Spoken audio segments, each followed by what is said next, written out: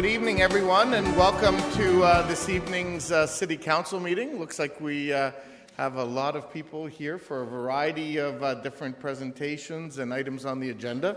So welcome to everyone, and welcome also to our Rogers Television viewing audience this evening. I will now ask everyone to stand as they're able for the singing of O Canada, and we're joined this evening by the W.T. Townshend Public School Kodali Choir, who is going to sing our national anthem for us.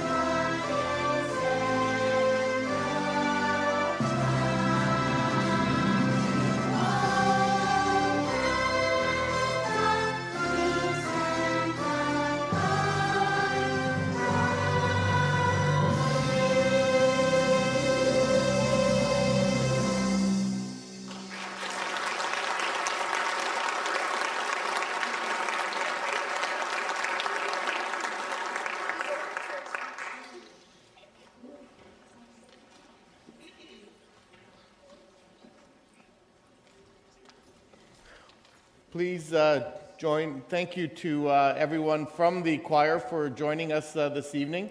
And a special thank you to all the mums, dads, aunts, uncles, friends, teachers that helped drive them here so that they can sing the national anthem. Thank you, boys and girls, and thank you, everybody.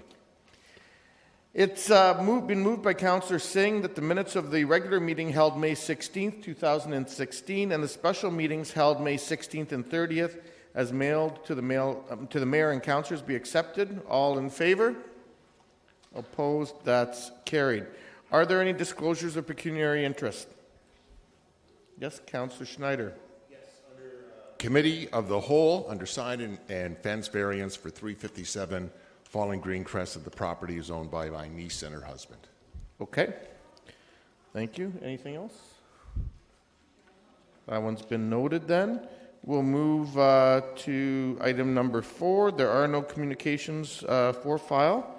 So we'll now move on to item number 5 and the presentations. And I would invite Janice Willett, our facilitator of volunteer resources and community engagement, to share all the good news about our incredible volunteers. Thank you, Mayor and Council. Every year, Volunteer Resources focuses on a theme for engaging and celebrating our volunteers. This year, we have focused on how volunteering is a huge part of the story of our community. It's part of who we are, what we do, it's part of our culture, and fundamental to how our community works together as a whole. Volunteers are the heroes in many people's stories. They are part of the story of where we come from and what we believe in.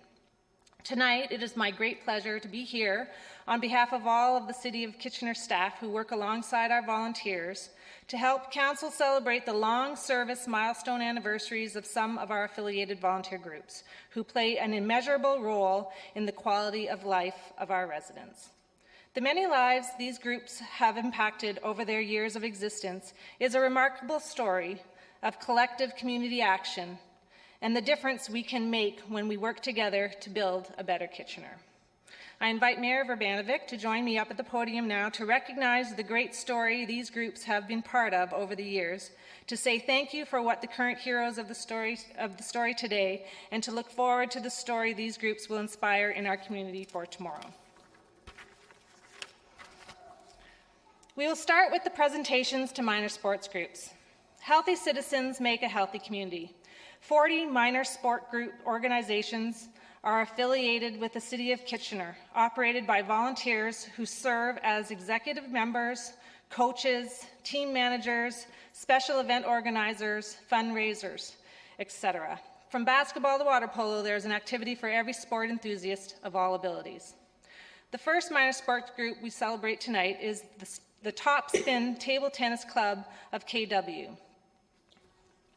Attila Moshuni, President and Head Coach and President of the Ontario Table Tennis Association, is here tonight to accept the Certificate of Appreciation and Celebration for 15 years of service to the community. The Top Spin Table Tennis Club of KW is about making table tennis accessible to as many people as possible. All players, from novice to experienced competition-level players, are welcome. Volunteer coaches help develop younger players' skills, and they are hoping to launch a Never Too Old for Gold for members 55 plus in the future. Thank you and congratulations.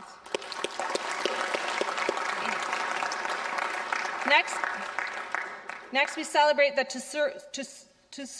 Tsuruko Kai Karate Do KW. I welcome Colin Lee and Dave Chin Cheong to accept the Certificate of Appreciation for 20 years of programming in our community.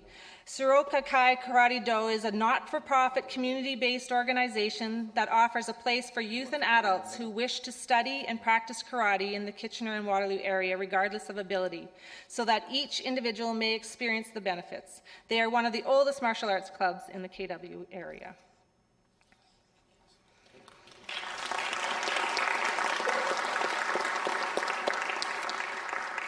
Next, we welcome Victor Da Silva, President of the Twin Cities Minor Tackle Football Association, to accept the Certificate of Appreciation for the club's 20 years of community contributions. Twin Cities Football is a not-for-profit organization who demonstrate and inspire integrity, character, fair play, and sportsmanship among young players. And they run 100% by committed volunteers promoting football in our region.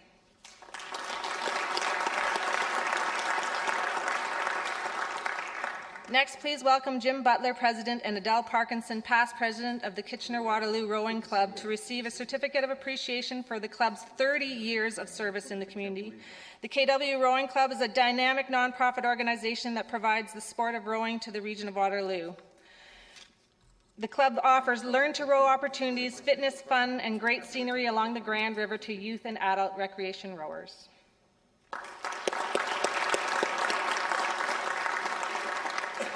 Next, please welcome Lou Wagner, the club founder, and Darrell Terpenka from the KW Water Polo Club, to receive their Certificate of Appreciation for the club's 40 years of service to the community.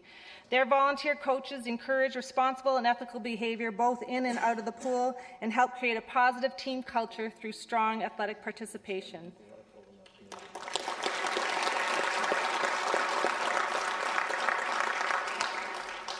Our final minor sports group tonight is the Kitchener Minor Girls Softball Association, celebrating 50 years of continued programming and community building in Kitchener. Torsten Wandelt, President, and Sheila Thompson, longest-serving volunteer for over 12 years on the board, are here to accept the Certificate of Appreciation. Since it began in 1966, it has been a community-run volunteer association dedicated to providing young girls in our community with an opportunity to learn and develop softball skills.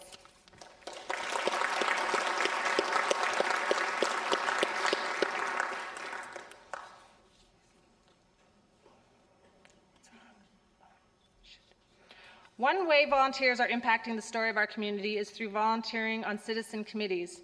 There, they provide feedback and advice to City Council on a variety of issues.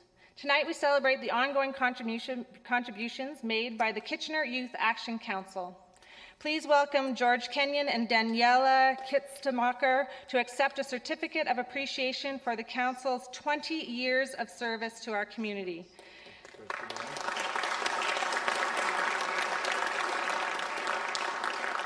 They plan and run events, share their opinions with City Kitchener staff and other community organizations, speak at City Council meetings and community events, and make sure youth voices and ideas are heard.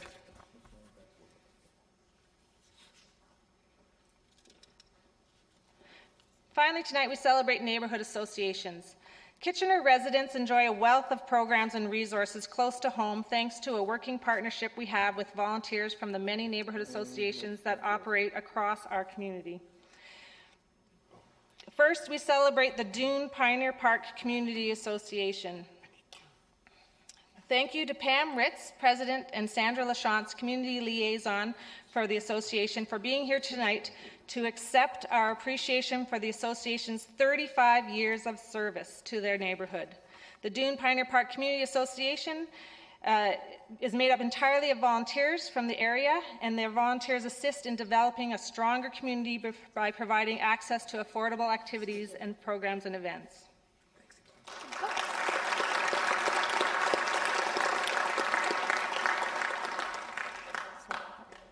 Mill Cortland Neighborhood Association tonight is represented by Ron Williams, Jennifer Urosevic, co-chairs, and Ruth Tomlinson, and they're celebrating 30 years of service to the community this year.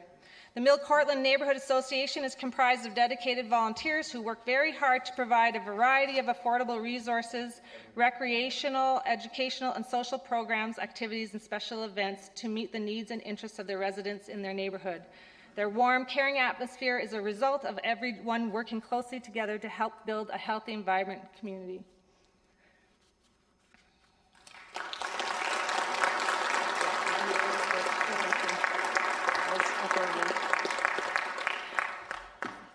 The story that these community groups tell of service and caregiving and dedication is told through the many volunteers who have shared their time with the groups over the years. We thank and celebrate all of the volunteers who have supported these groups and kept them going and growing. One such volunteer with the Mill Cortland Neighborhood Association has been with them for 40 plus years with the Neighborhood Association. Ruth Tomlinson is an inspiration to all age groups at the Mill Cortland Community Centre. Ruth was born and raised on Cortland Avenue and still lives in the same house today that her father built.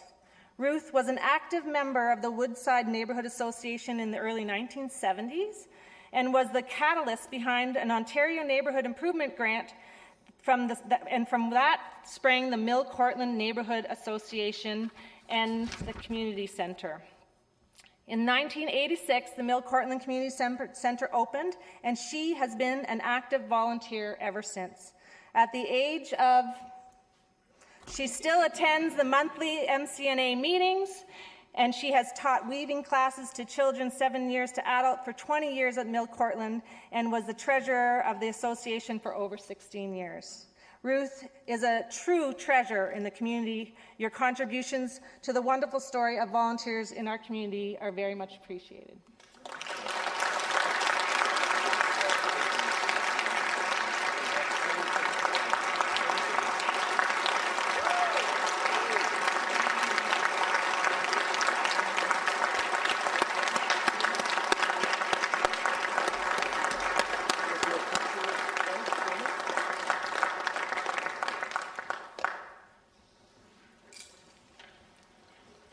Please join me in once again congratulating all of the volunteers here tonight and for the years of service all of the organizations they represent have shared. You are heroes to many, and we thank you for continuing our community's story of caring volunteers.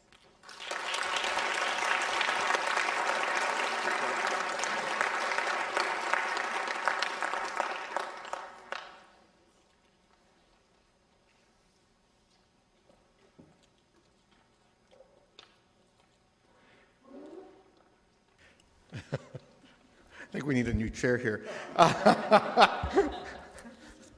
Not even April Fool's, and it sounds like a whoopee cushion.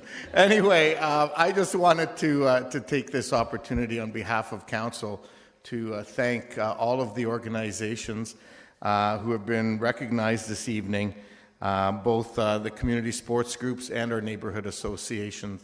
When one thinks of the many years collectively that are represented by these groups, it's in a range of 300 years of experience all put together, and I think it speaks volumes about your passion for our community and also your dedication to making this a community second to none in terms of being a great place to live, work, and play. One couldn't help but be moved by, in particular, Ruth's dedication for all these many years to our community, and she certainly deserved that standing ovation. When one thinks about all the things that have transpired over the years of her involvement, and while she's being recognized for over 40 years with Mill Cortland, with the city overall, it's actually closer to 50 years, which is something pretty amazing for a 29-year-old woman. I don't know how she did it. But in all sincerity, Ruth, I think you really embody the spirit of everybody in this room today with your passion and your dedication in trying to make our community a great place to live. So on behalf of City Council, thank you to all of you. And you're certainly welcome to join us for the rest of this evening. But we won't be offended if you decide that you'd rather go out and celebrate with your friends, colleagues, and organizations rather than sit through a council meeting. So once again, on behalf of council, thank you very much.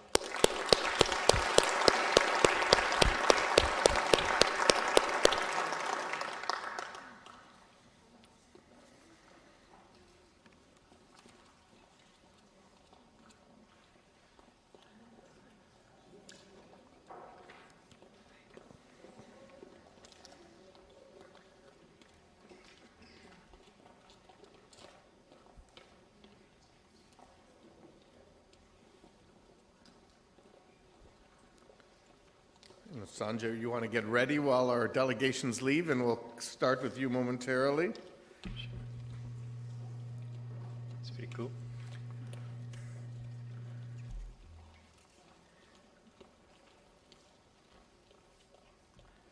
So I'd now like to welcome Sanjay Govindaraj, Public Health Planner with the Region of Waterloo, and he's going to provide us with an update on the Healthy Kids Community Challenge. Welcome, Sanjay. Honorable Mayor and Councillors, thank you again for inviting me to give you a quick update on the Healthy Kids Community Challenge. The last time I was here, I shared about the money that the region received and how we were planning our work. And here I'm back again to share a quick update on what we did and with our year 2 planning. So just to give a brief background on the Healthy Kids Challenge, the goal is to reduce childhood obesity for kids 0 to 12. And to kind of further strengthen the collaboration that exists within this wonderful region. And to also support with any kind of evaluation and evidence that this 3-year project will develop. So as far as the progress of where we are right now, we finished the first theme, which was Run, Jump, and Play, which was trying to get kids physically active. Now we're again doing a bunch of community consultations across the region to kind of help us with the next theme, which is trying to get kids to drink more water and to reduce their sugar sweetened beverage consumption, which directly impacts obesity based on research. And we also figured out that to change this behavior, we need a strong partnership with the media. So we got our collaboration with the Bell Media secured at this point. So what we achieved in Theme 1, we funded over 25 different initiatives throughout the city and the townships. And we also supported close to $50,000 to get kids active in 48 different small neighborhood associations and community centers. And we also had a lot of region-wide marketing, which was supported by the province, which kind of blanketed the region with various advertisement about the first theme area. I'd like to invite Denise to share a little more about what we achieved in the City of Kitchener with the funding we received. Mayor and Council, it was a real joy to pull a group of working staff together and be awarded a lump of money and plan out some initiatives that we carried out to encourage children 0 to 12 to run, jump, and play every day. It was a real joy to purchased some shoes, running shoes from National Sports. They were a great sponsor, and we were busy at area schools in the last couple of weeks handing them out, trying them on to kids, and it was incredible watching their faces. It was like Christmas. We handed out some bus tickets to the outreach programs. 800 kindergarten students are visiting our incredible Huron Natural area. We provided the busing for kindergarten students to go there free of charge. And we have some ongoing summer programs, indoor and outdoor, at the community centers such as Chandler Mowat, Kingsdale, and you'll hear about those in a bit more detail as we plan them throughout the summer and in the fall. And it was a great initiative, and I want to thank the staff that helped work with me on it. So as we plan Theme 2, the province every 9 months suggests we kind of add another theme area. The next theme is trying to get kids to drink more water. A lot of research directly links obesity with higher amount of sugar sweetened beverage that kids consume. And we came across some very interesting studies which have actually proved a simple introduction of a hydration station in a school in I think this was in Chicago, where they just made it more appealing, and kids really flocked to drinking more water. And they also had some programming happen in the school. And over a period of a couple of years, they actually figured out and measured a change in BMI levels. So that's a very significant small change in the environment in a school, which can lead to a lot of long-term impact. So some of the ideas we received, this was in talking to a lot of organizations and parents and kids in school and teachers. These were some broad proposed ideas that came about to support with the funding with Theme 2. So some of the ideas were looking at education awareness around water and beverage consumption, trying to make water the first choice. And we're also looking at trying to promote tap water rather than bottled water.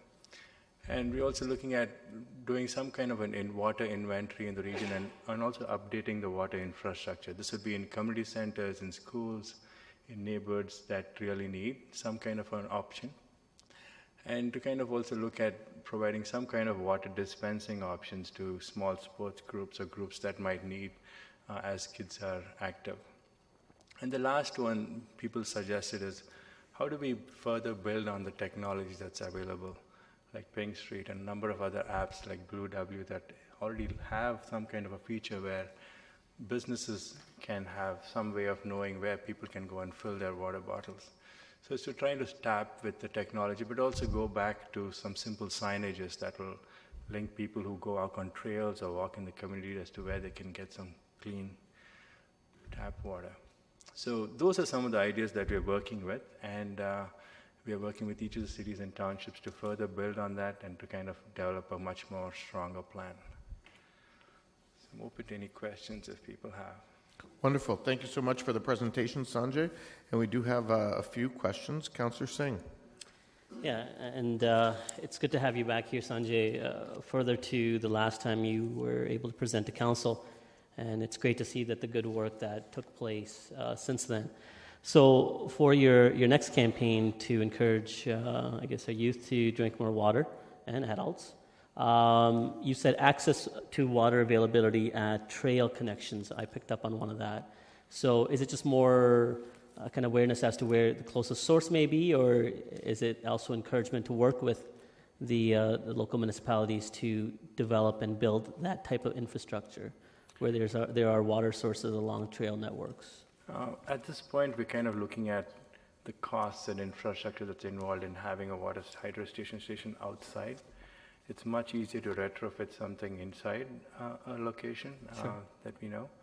And we might be promoting more locations at this point where people could fill the water before getting on a trail or maybe after that. But I know in So that's more immediate thing that can be done, but yeah. Is the focus going to be to look at seeing the cost Yeah, benefit analysis? we're right now looking at costs that other healthy communities are also exploring. I know City of Toronto is looking at a park location, but we still haven't figured out how expensive that could get. But at this point, when we look at retrofitting hydration stations, it's more around $1,500 per unit. Okay. So which is much more easy to do. And as you guys review that study, do you make that information continuously available with, say, our staff, or is this Yeah. something that you would reach out for consultation at a later point?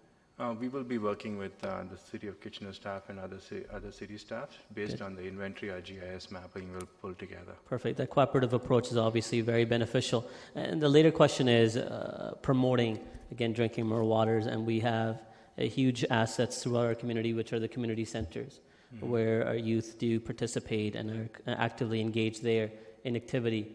Will more marketing take place through those avenues? Yeah, we do have quite a campaign on education awareness that will hit younger populations along in schools and in community centers where a lot of young kids and parents congregate, because we do need to get parents more on board to make any significant change in behavior.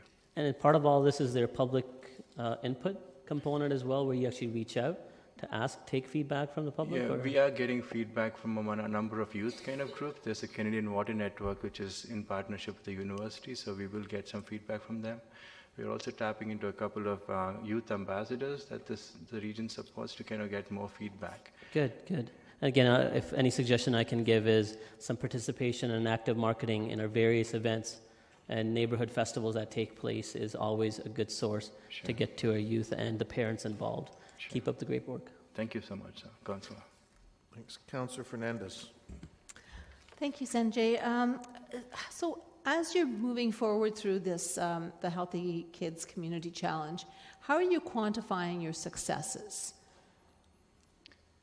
That's a difficult question to answer, but we are measuring on an ongoing basis through evaluation based on building out new partners, bringing in more dollars through other sources, and also the number of children and families we're reaching from the first stage. But this is going to be a difficult measurement as far as within 3 years, how much can we change, because obesity is such a complicated issue. But where we will be measuring much more is looking at, how are we enhancing, how are we sustaining some of the projects we start. So most of the programming that we are starting is not going to be brand new. It's going to be enhancing what projects or communities and the energy in the communities that exist. So those kinds of projects will be evaluated even after 3 years. Okay, so you gave out 500 pairs of running shoes. Will you be able to make a direct correlation between, the running shoes that you gave to the students and their ability to participate outside of that opportunity at Huron Natural Area? That was Huron Natural Area that they were given the running shoes, right? No? Yeah. Sorry, Denise is shaking her head. Yeah. That is a tricky one because the shoes were designated specifically to high need areas. So the kids did not have running shoes prior to this. And the Huron Natural Park was specific to kindergarten programs. Oh, right. In order to sustain these, we are ongoing working with sponsors to see if we can continue the funding model in a different way. And also the schools were ecstatic to have these shoes, and they do clothing swaps all the time. So, we're building in that the shoes will be something that are carried forward in the family or brought back to the school, and they were a very high quality shoe. So we're hoping that keeps the movement going. Okay, and I can certainly see that, the benefit of offering appropriate shoes and directly connecting that to more physical activity. Certainly if all you have is sandals, you're not likely going to be jumping, skipping, hopping, running. I really would like to see some kind of connection with all of the work that you're doing and the outreach that you're doing, and seeing, because you're right, obesity is often a long-standing behavioral change that's required. I sure know about trying to make that change is a real challenge. There's nothing built into this program yet that will show you that significant behavioral change? Public Health Ontario is doing a province-wide survey of parents. They've completed a pre-survey before the project started. It's more a telephone kind of a survey. And they will be repeating it both in selected communities, so there will be a pre and post. So that's the most they could get. They were still waiting for approval to do a complete hardcore BMI measure, which is much more personal, and it's more difficult to get ethics approval and parents and schools on board. So they are going more towards a large-scale telephone kind of a feedback, pre and post. But locally, we're doing much more a qualitative kind of a measurement in partnership with all our partners. Yeah. And I can see where it would be challenging to get parents to agree to certain, so that can be very sensitive for some people to have that, to take that measurement for people. Well, I wish you good luck, because I think that that behavioral change is a challenge, but every little step, maybe every measurement that you're taking and every initiative that you're showing out in the community, hopefully will have that ripple effect, no pun intended on the water ripple effect, but that it will make some change. So thank you. Thank you, Councillor. Sorry, thank you, Councillor Fernandez. Councillor Galloway-Seelock. Yeah, just one thought / question, I guess, just around water promotion. It would be my assumption that lunches for kids would be a big culprit of juice boxes, which is something obviously that this phase 2 is looking to avoid. Has there been any thought looked at giving out water bottles that would be non-leaking? I have 2 small kids who don't go to school yet, but I know I struggle to find the non-leaking kind of water bottle that may be able to assist in trying to decrease the amount of juice that's consumed at lunchtimes at schools. Is that one of the things you're looking at? That's one of the largest promotional expense we will be incurring, is to kind of look at high quality bottles, both for smaller and larger size. And we're also trying to target, because there are some homes with 3 or 4 bottles at home. So we will be working again very closely with the school boards to look at, what kinds of priority populations really need those bottles, and to also make those bottles more fun for kids. We're trying to look at, some kind of flavor enhancements, or looking at putting stickers on them, or getting kids to have some fun with those bottles, which will personalize it. So that's where we're looking at a lot of input from our youth groups to kind of enhance those bottles that we will be distributing across the region. Again, in partnership with community centers, neighborhood associations, and school boards. That's great. It's good to hear that that was already on your radar. And I just wanted to say that your first phase was very good, and I enjoyed attending the event that you had for that here in Kitchener. And so I just want to thank you and encourage you to keep up the good work. Thank you, Councillor. Councillor Schneider. Thank you, Mayor Ravanovic. Sanjay, thank you so much for coming in and giving us this update and all the great work that you're doing. I'm just wondering if there's any educational materials that make it into the home, because children up to 12 obviously can't control their own diet, and the parents would have to have a big say in that. So I wonder if there's any way of getting that information to the parents. There was a couple of information material that went in a few schools the last time around, but there wasn't enough time to kind of pull together a huge campaign. But this time around, with our partnership with Bell Media and with the school boards, we will be adapting. We're not going to create any new materials because there's tons existing. We will be adapting some of them, and kind of in partnership with the schools that receive a hydration station, we'll make it more a celebration. So we will target, because it's just not just the equipment, there'll be a lot more education around it. So those are the times where we see a good campaign, along with doing some significant environmental enhancements, will really give us the good result. Okay, thank you, Councillor. Thank you.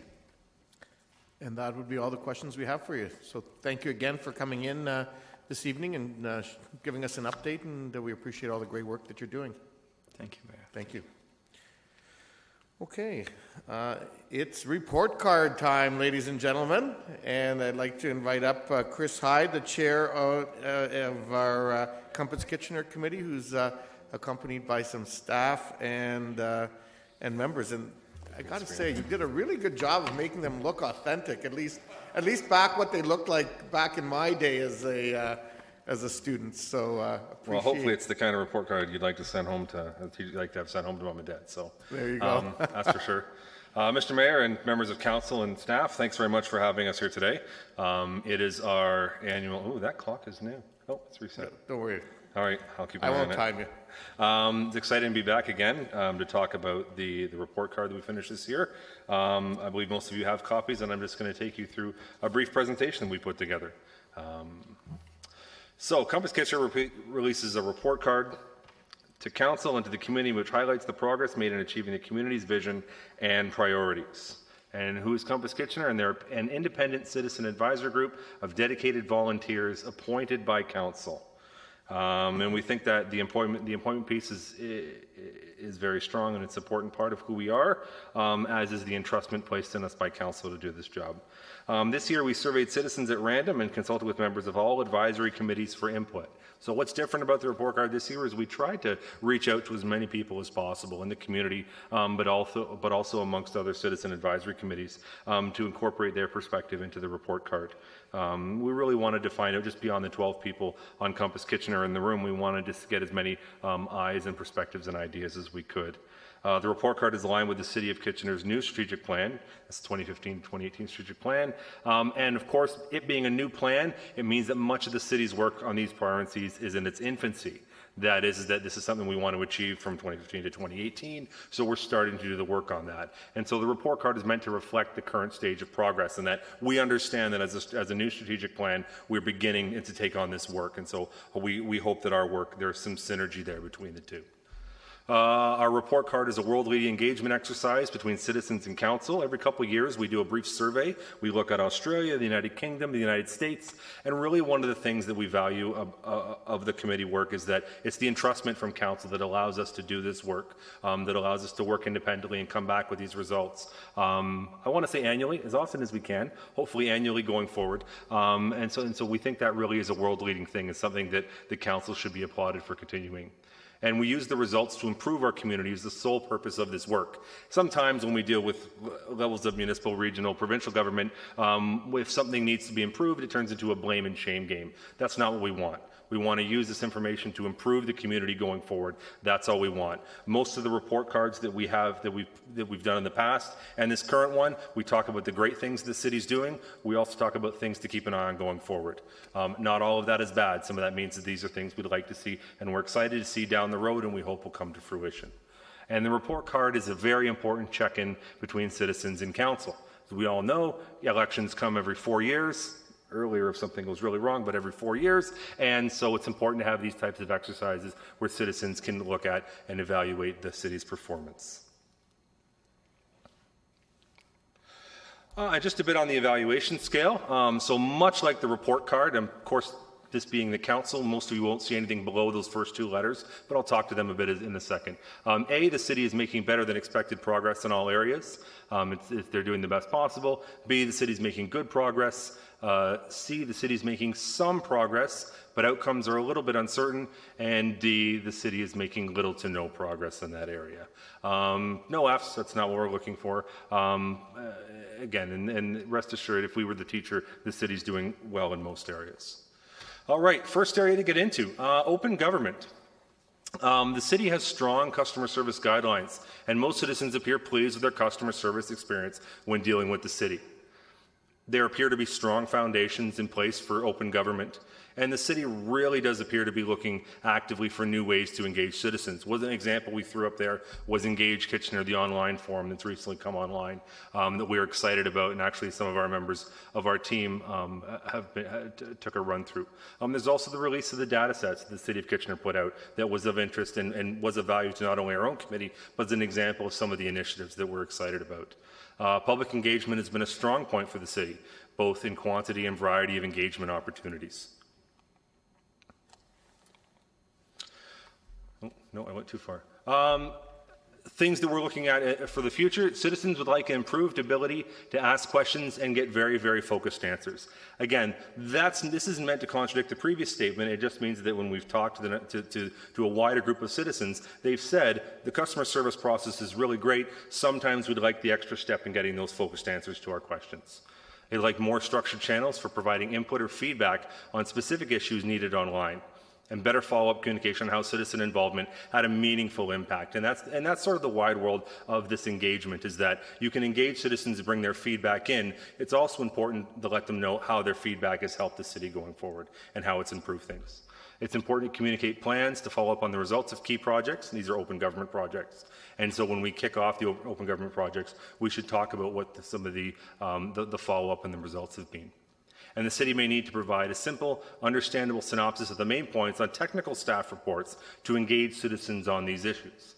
By and large, most reports that the city puts out are easy to read, easy to understand for the common citizens. However, when you're dealing with technical reports, sometimes they can be a bit of a barrier to your average citizen engaging. Strong and resilient economy. So this will be one of our next priority areas. There's excitement over the direction set out in the Waterloo Region Economic Development Strategy and the new Kitchener Economic Development Strategy, Make It Kitchener, recently approved by Council. We're pleased with the progress that has been made downtown. Now, downtown was a priority for the strategic plan and previous iterations of the report card, and it's reflected in the new strategic plan as well. And we're pleased with the results the improvements that have taken place. We'd like to see the city continue developing the Innovation District as the heart of the system, build partnerships to support an innovation corridor between Toronto and Waterloo Region. And we'd like to see a greater emphasis on citywide approach to economic development and urbanization, and that's a step in the right direction.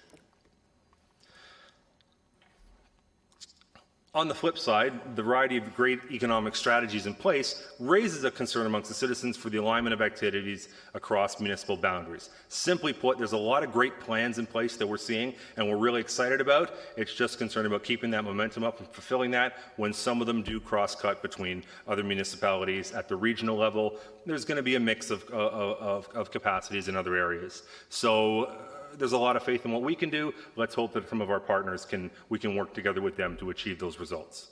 We need services that will support the business community.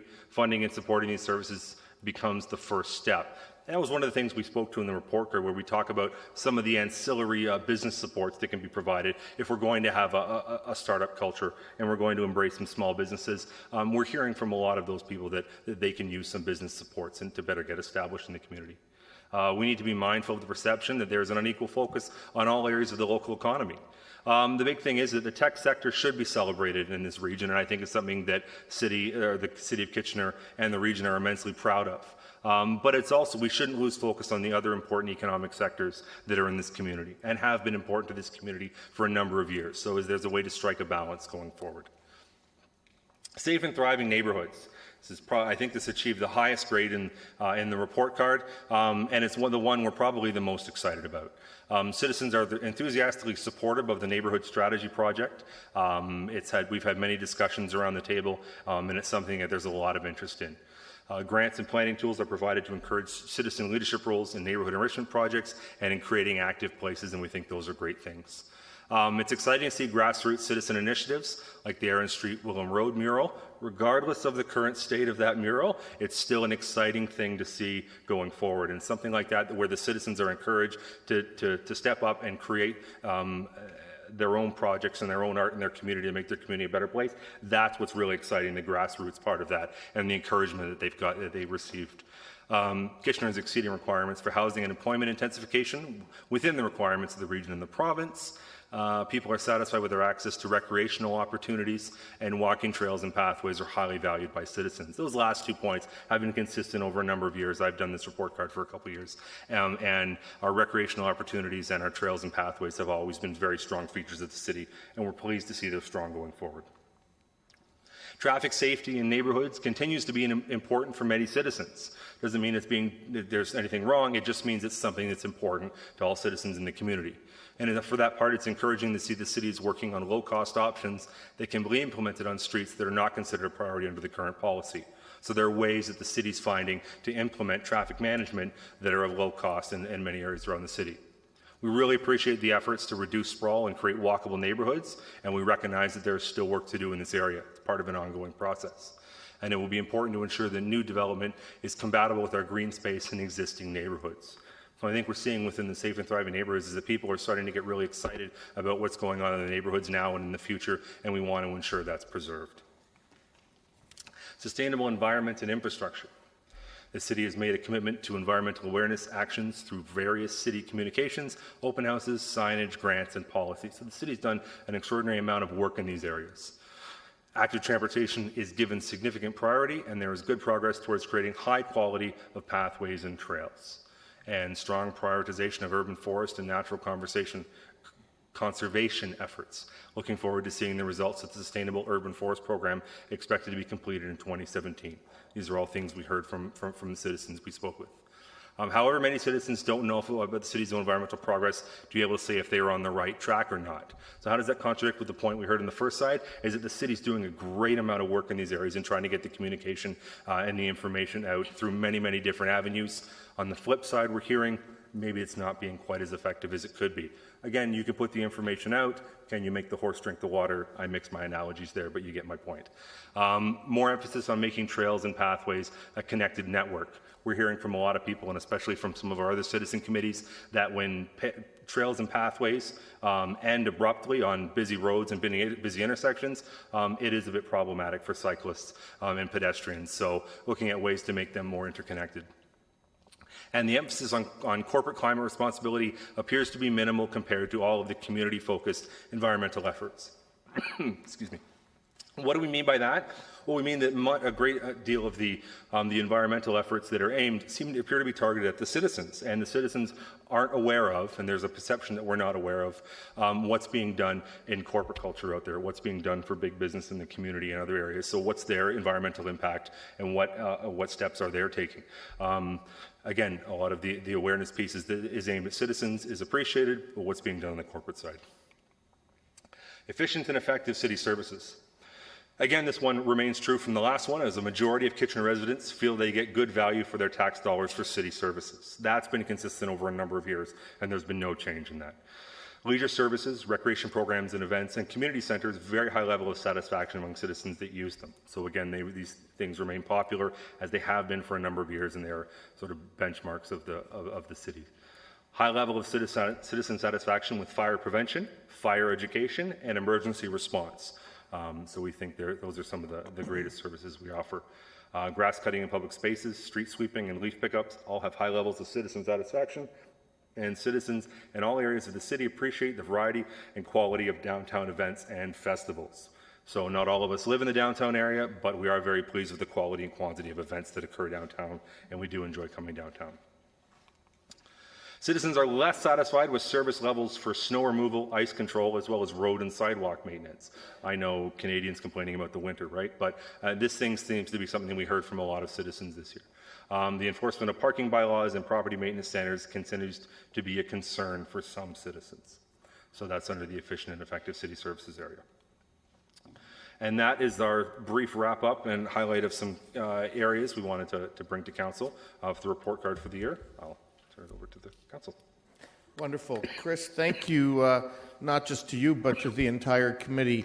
Thank you very much for all the great work you've done in putting this together. I know the committee puts a lot of time into doing this exercise, and it's a really important one, both for council and administration, because it really helps guide us in terms of how we're doing and you know, maybe some things we need to focus a little more on. I know when I talk to people in other municipalities and I explain our strategic planning process to them, and that we have this committee called Compass Kitchener, and we have them actually grade us every year, and then they go, "Pardon me?" And I say, no, well, we have this citizens committee, and we actually have them say how council and the organization's doing, and most other cities really don't believe that we do it, but I think it's become an important part of our strategic planning and culture and how we do as an organization, and it wouldn't be possible without your dedication and that of all the members of the committee. So thank you for that. We have a number of people with questions, and so I will I've got 6 at this point. Councillor Singh. Yeah, thank you, Mr. Mayor, and thank you, Chris, for the presentation. This is definitely one report card that I would be proud to take back to my parents. Knowing my dad, I'm sure he would still focus on the B- and the Bs and say there's still a lot more work that needs to be done, and I agree. And so you referenced that that there was a random sampling of citizens too, and that's how we derived a lot of the focus of the feedback of this report card. So how was that? How large of a random sampling? What was that random sampling? How are they engaged? How are they questioned? Can you reference more? And just to clarify on that, Councillor, is that the random sample wasn't a monumental part of the report card. It was just another tool that we were able to use. Okay. I think it was, I want to say around 40, the random sample, 37, and so. So it was just a sort of a blind. It was a cold outreach to get some of that information. Some of the other people that were sampled as part of it, though, is at the all committee gathering that we had, where we had representatives from all of the citizen committees. We were able to get them involved and actually put them to work for the all committee gathering on the report card, and then met with some and had representatives from each of those committees speak individually about their priorities. And I'm sure that's probably the hardest part, really gauging to see and get the pulse of what the average citizen probably does feel. And I'm sure that's always a great undertaking. But as an encouragement and comment back, I guess that's where we need to more focus on. The advisory communities are great. Advisory community members are great, but again, these are individuals that are well informed, knowing very well the great efforts that the city is taking as part of our strategic plan. But it's the average citizen that perhaps isn't, and that's where sometimes we need to recognize and do more work, ensuring that they know what we do and what the plans are. So a couple questions on, I guess, strong and resilient economy. Again, this is not to rebut what the report card is saying, but also you focused on that perhaps other important economic sectors are not being recognized. So, are we not doing a good enough job in relaying that perhaps into the community? Again, this council in its past decisions did implemented the 50% waiver on our DCs for expansion and additions to manufacturing plants. Yep. That's recognizing the manufacturing sector that is a strong component of our local economy. Do you think that stuff like that is being missed with our average citizen? And I think in some ways is that when, and it may not entirely be the council's fault, is that when the good news comes out that we often hear about from the city, it'll often be about items in the tech sector, and maybe not so much about the effects that an initiative like that has had, and maybe trumpeting some of the successes that brings to the table, and about manufacturing industry business and jobs that can be brought back. And maybe if we crowed a little bit about that, it would be in competition with some of those other news stories that are out there. Again, from the perception of it is that when the tale's told, many people or the groups that we spoke to indicated that they were hearing more about the tech sector. And the media does gravitate to the tech sector sometimes, and that gets the brunt of the exposure. But again, I think we are doing efforts to engage and assist and stimulate other sectors of economy. So I think the important thing I'm taking back from what you're saying is it's not just doing good work, but also communicating the important work that we're doing. And maybe that falls in place a little bit to our sustainable environment infrastructure. Again, part of our past budget, our citizens took a considerable hit to their utilities with the accelerated infrastructure program and the increases to stormwater management fees. So again, I think that's a B actually. So, but that's a huge, extensive investment that our community is making now. Again, kind of message that's missed a little bit, that we need to do more in communicating that out? I think that's a fair statement, is that sometimes is that those types of communications, they can get lost in the shuffle because they're not going to be top of the chart things, but it's something that I think we definitely do want to continue to talk about, not just once, but continue to talk about it, those types of significant investments, because they're going to have an immense long-term impact on everybody who lives in the city, right? So before I take this home, now that you know about all that, do you want to remark this and give it back? No. Or, okay, all right. Councillor Ioannidis. Thank you, Mayor Urbanovic, and thanks, Chris, for coming in. And I would have to admit, when I saw this envelope on my desk here, I started to sweat, and I was like ready to run home, bringing back memories. But anyways, thank you for the work you're doing. And my question is regarding, since I think that we're looking here really outstanding, and I'm looking at open government as B minus. To me, since that's being the lowest mark that we achieved, do you have any suggestions, or did you, out of the comments of when you went out to residents, what we could be doing better? In terms of just engaging and reaching out to people? Yes. If I had the answer to that, I'd be making a lot more money than I currently do, I think. That's what I say around here every day. I think it remains a challenge because as if we look at sort of the ability for government provincial, municipal, regional, to reach beyond the noise and to sort of get out and to find a way to truly grasp the attention of their citizens. I think that remains a bit of a challenge and a bit of a mystery. We wish we would have heard something where they had said, they're doing this and it's not working because we need this. Unfortunately, just being totally honest, we didn't hear from that. We just merely said is that there were times that the message wasn't quite getting through. It was being lost. It was unfortunate. I wish I had the perfect answer for you, Councillor. Okay. Just a second part to that. Was there any correlation throughout your correspondence dealing with, I guess, traditional ways of reaching residents, such as like through the newspaper or through written materials? Did that translate at all? We actually did. One of the avenues we used was a mail out. And we received 37 responses. I don't know if you want to use that as a bit of a template to answer that question. I think the discussion that we'd heard is that some of the people in the community that had been traditionally reached through landline and some of those mechanisms wasn't the most effective way, and that moving towards a cellular or online presence may be more effective down the road. I don't think we received feedback on print media to get that message out, did we? Yes, and we offered a telephone survey for this process as well, but nothing that spoke to print, no. Okay, those were my questions, but again, thank you, and thank you to your team. It's always great to have a highly endorsed document such as this from a third-party citizen. Board, thanks. Councillor Marsh.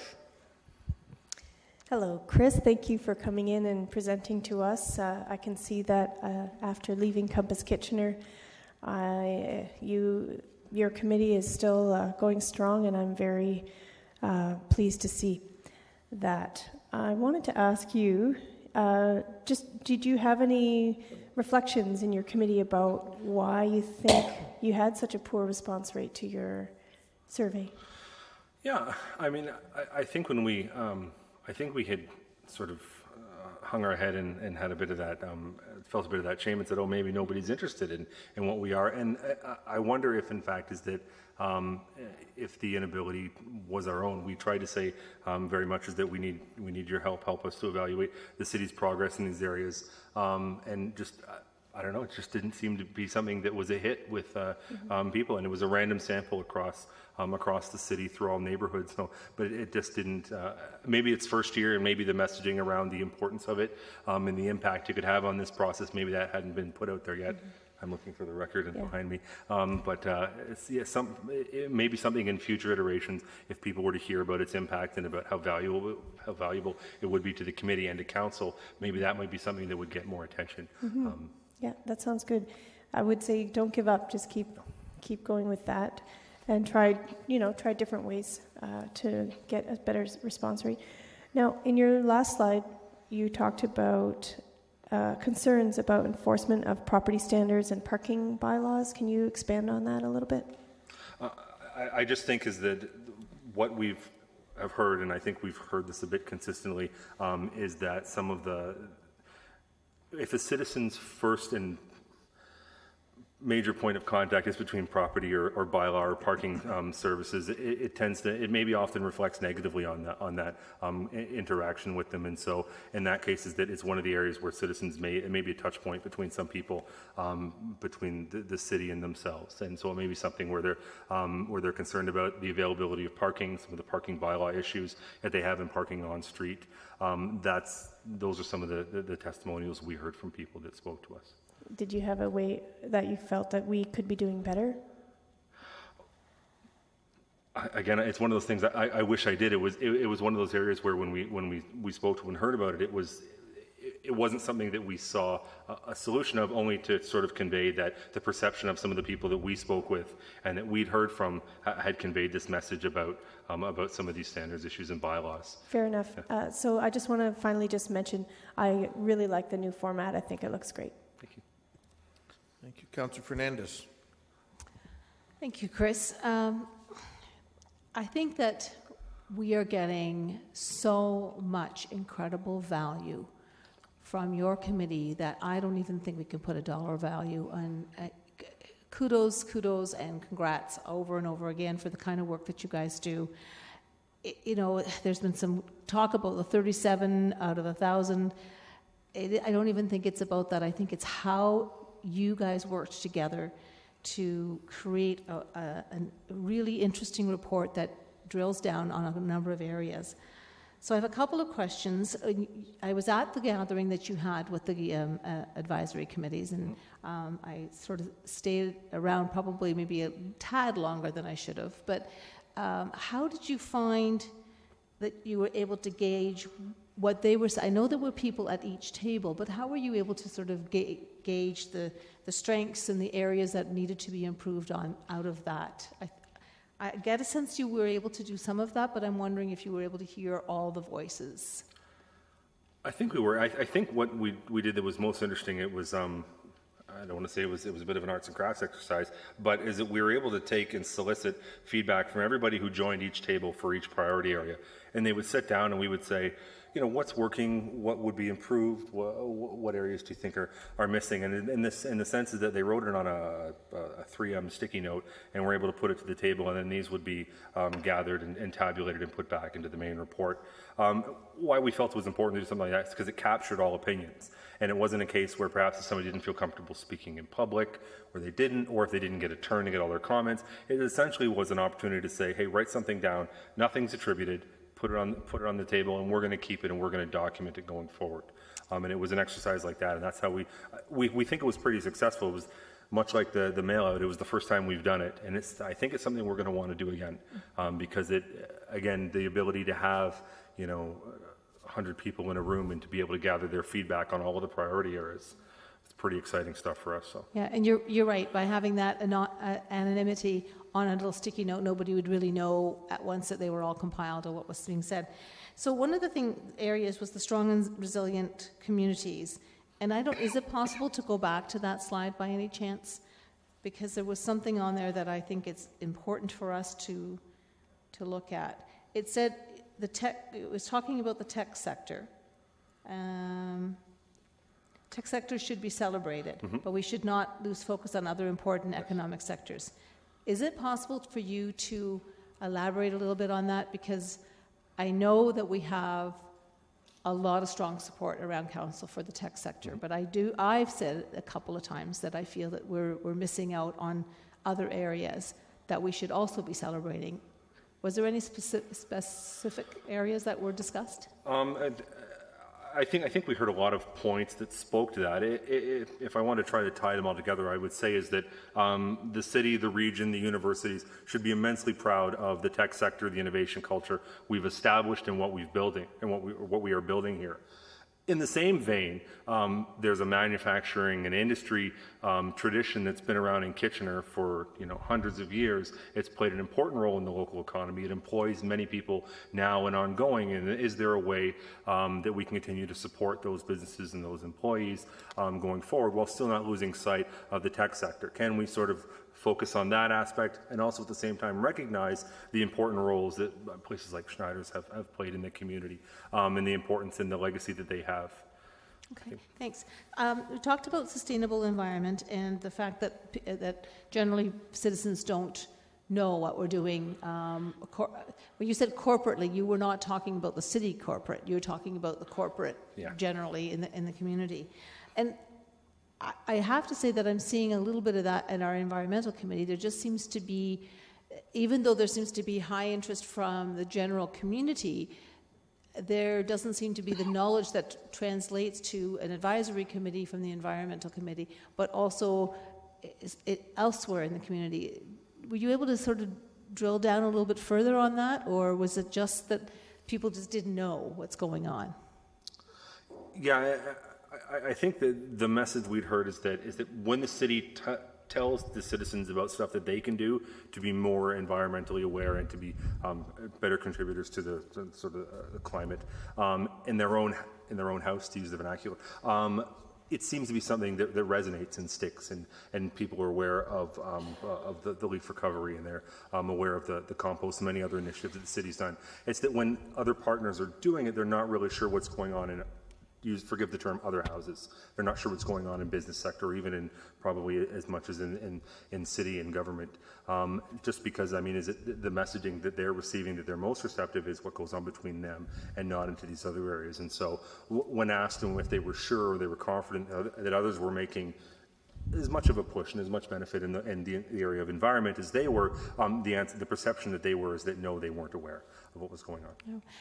Thank you for the hard work and the long hours that I'm sure that you guys did to get to this point. I do have other questions, but it does say to feel free to contact us, so I will probably do that. Thank you. Councillor Etherington.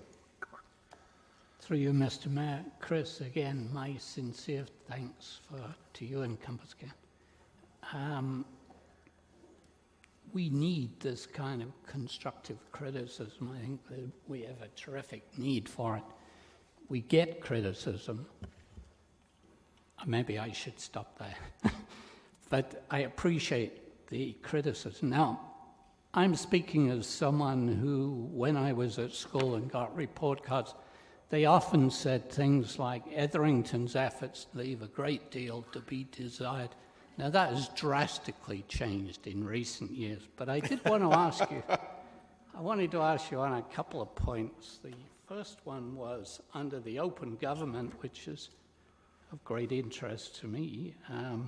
When you say that citizens feel on occasion they're unable to ask questions directly to the city and receive focused answers, what are we talking about there? Questions to councillors or to staff or just right across the board?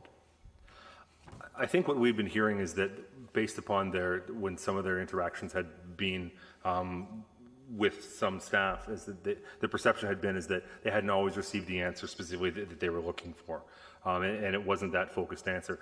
Again, that has to be really coupled with the fact is that most people appear to be generally favorable about their experience when dealing with the city. It just appears that at some point in time in that customer service conversation, a few people, not all of them, I think it was, so if I say 33%, 30%, does that sound? I'm waving my hand. Okay. If a small percentage were engaged, sometimes they would feel they didn't receive the answer that they felt. We felt that was important to include because, again, not that something's being done wrong, just there's always ways to improve and make sure that communication is understood by anyone who engages with the city. Okay. And the other area, the effective and efficient city services. Before becoming a councillor, as a journalist, I often wrote and was very critical of the city's property maintenance standards in a broad kind of way. Can you elaborate a little on that? Because I thought that had improved, but maybe it's still at the level I used to see it. I think, is there anybody wants to? I'm not quite familiar. I'm not sure of the answer, Councillor Etherington. If not, we can say no. It's okay.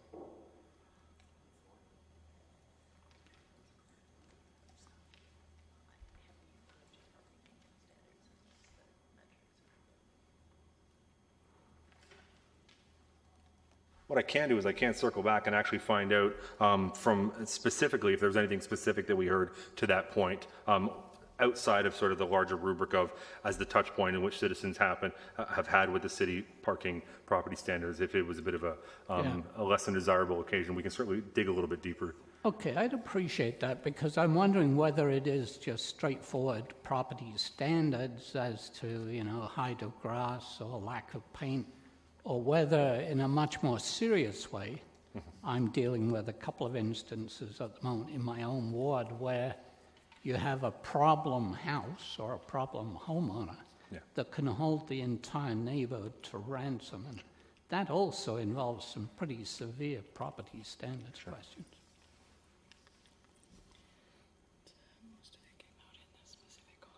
Okay. Yeah, we'll have a look into that, Councillor, and then we'll be able to get back to you. Thank you. That's a very good point. Thank you. And again, thanks. Councillor Schneider. Thank you, Mayor Brvanovic, and thanks, Chris, and your committee for this great information. I'm just wondering if there's any correlation between the action that we've taken to responding to maybe lower marks on past report cards to the improved scores on this one?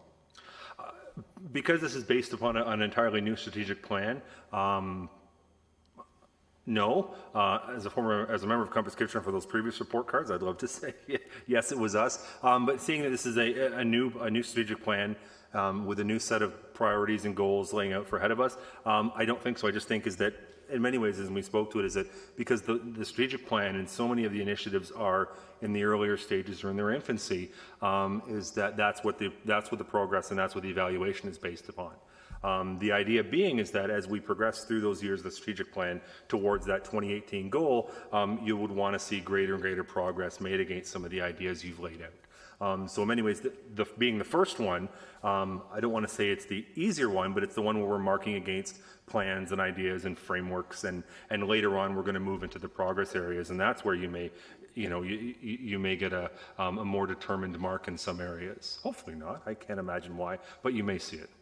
Okay. I'm just wondering if you feel that our new online system, Engage Kitchener, might be a possible venue to use when you're doing some research for Compass Kitchener. Interesting. You know what? Is that I think all avenues and avenues like that would be, as long as the mandate and the entrustment of Compass Kitchener was maintained, and something like that would be interesting and would have to explore and see whether it would work for us. Again, anything that we can use to reach out to people, where we're going to be able to get their feedback and their perception on city services and municipal government would be of value to this community or to this committee going forward. So it's something that may be of interest, yeah. Okay, thank you very much. Thank you. Councillor Galloway-Seelock. Yeah, it's interesting that Councillor Schneider just brought that up. I was going to kind of go along that line too, but you already do an immense amount of work in this document, and it's highly appreciated by all members of council. I'm fairly certain on that. But one piece that you said in there was sometimes we're not good at, the citizens don't know if they're being listened to when we do engagement and how we can do that. And I think I was just wondering if you as a group could consider keeping track of the community engagement that we do citywide, because we do a lot of smaller scale like street stuff, but citywide, and whether or not we, and grade us as a council, whether or not we listen to that overall feedback when we made our decisions moving forward. And one of the things that could really assist you in that would be the Engage Kitchener platform, where we probably are going to do a lot of our citywide consultations, but just something to maybe take back and consider. I don't want to give you a whole lot more work because you do a ton already, but it just be maybe one more piece that could enhance the overall report card. No, I think anything that we could use to, as we present future iterations of the report card, that would make it more robust and more valuable to this group, I think would definitely be an asset. For sure, that's a great idea. Well, I just want to quickly add my 2 cents to the thank yous. Thank you so much for the work you guys do. I know you work extremely hard. Thank you. Thank you, and that's it for everyone else. I just, in addition to my appreciation earlier on, want to say my thanks. I think as I reflect on this and did a quick grade point average calculation, average it out, it works out overall to a B+ average, and I think that's something that as a member of this council I'm quite proud of, but it also motivates me to take on some of the challenges that you've put before us. And one of the things I really appreciate is some of the suggestions that you've made. You've not only identified the areas that maybe we were weak in, but some suggestions actually as to how we can tackle to make some of those things better. So I look at some of the environmental initiatives as one example, and communicating some of that better to the citizens, because they're not necessarily aware of everything. And quite frankly, some of them have happened very recently. I mean, just on the weekend, the region, all the municipalities received the Green Champion Award from the Federation of Canadian Municipalities for our overall success this year in terms of some initiatives. Obviously, that kind of thing wouldn't have necessarily factored into here, and some of the successes we've seen in manufacturing in recent months, like Mitchell Plastics and Beamer Box as an example, and so on. I mean, those are ones that will be reflected, I think, next year, which will be good. But overall, I think this is a very helpful document for council and staff. And again, a heartfelt thank you to all of you for the great work that you've done. It's much appreciated. Well, if I could say one final thing, this is my final report card. I'm actually moving out to Alberta in a couple months. But I should say as somebody who's been on a number of this committee for a number of years, the people around in this room should be applauded, from staff to council to the seat of the mayor, for allowing us to do this work and for allowing us to come and present these ideas. It's important that council and everyone at the City of Kitchener continues to have an open ear to what the citizens are saying, not just once every 4 years, but on an annual basis, where you can speak about some of these things and hear their concerns and hear the things that they're celebrating. So again, I think as much as we love hearing and we appreciate the credit, it also does stem from the fact that the people in this room do allow us to undertake this project. So we thank you for that. Thanks a lot. Thank you, and best wishes, I guess, in your new venture. Thank you. Okay, we will then now move on to delegations. And I'm going to take on Community and Infrastructure Services number 9 first, which is the noise exemption for the Koi Festival. We have folks here who are able to speak to it, but they can't stay the whole evening, so we'll tackle that one. So I'll ask Councillor Galloway-Seelock to bring that one forward. Yeah, number 9 is moved by myself and seconded by Councillor Dave Schneider. Okay. And the delegation's here to answer any questions if there are any. I don't see any. Oh, Councillor Marsh.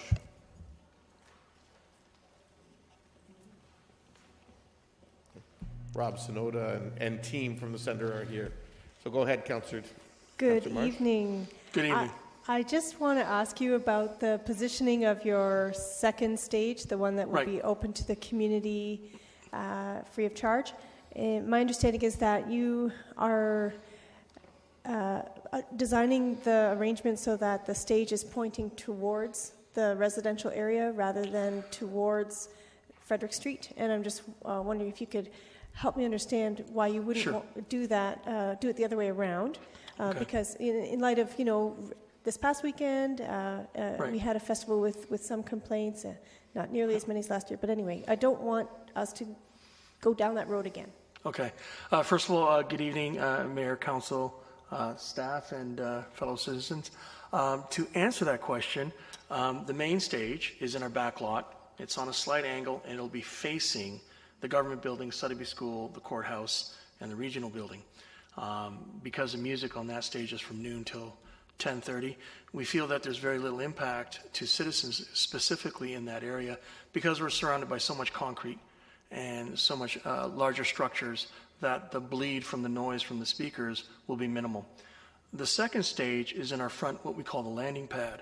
It's off the Auto Street, and it's kind of facing, we just did a walkthrough this afternoon, and it is facing Queen Street. It is perpendicular in our 90-degree angle to Auto Street, and it is facing Queen Street North, but what you have in front of that stage, and it's a very smaller stage, it's only a 16 by 20 foot stage, and a very, very smaller speaker system, etc. What you have there are trees.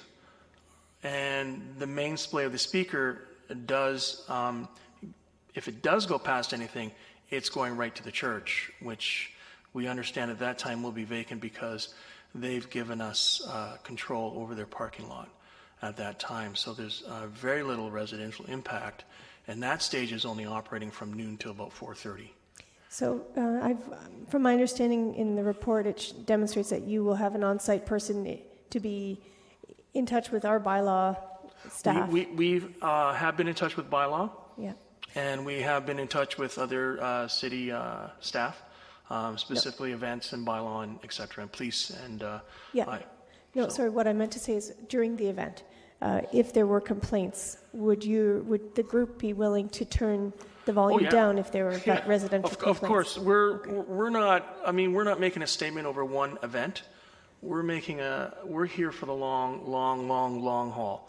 The center's been around for 36 years, and we hope for much longer than that. And we're not here to be that irresponsible. That's fine. So I appreciate that. Don't mean to cut you off, but I have only 5 minutes. Right. One more question. Certainly. Just the sound check. My understanding is that you're planning to start that at the crack of 8 a.m.? Actually, by the time that first band loads in, gets set up, gets on stage, gets checked, gets a line inputs and stuff like that, we're thinking it's closer to about 8:40, 8:45 in the morning. Okay. Yeah. So around the Horseshoe last week, there was some mention around, how about if we push it to 9 a.m. start time where the speakers are blasting? Yeah, you won't hear so much like a full-on sound check.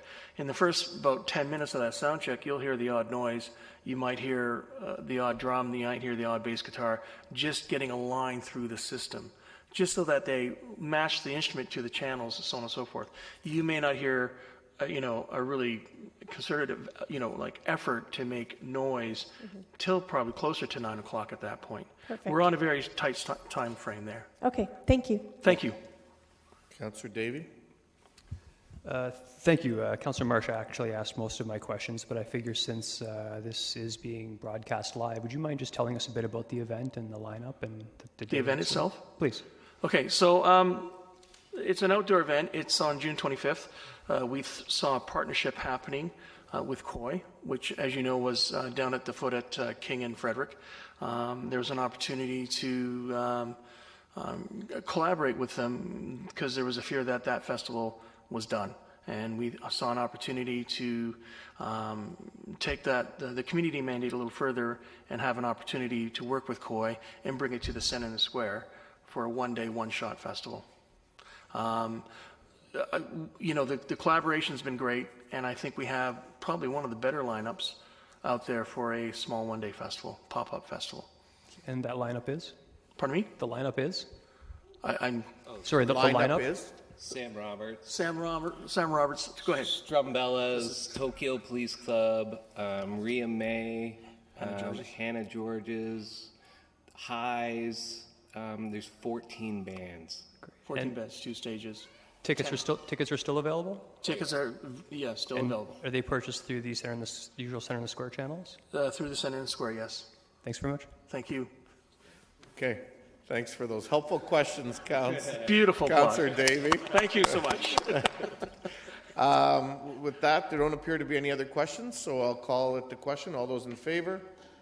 Opposed? That's carried.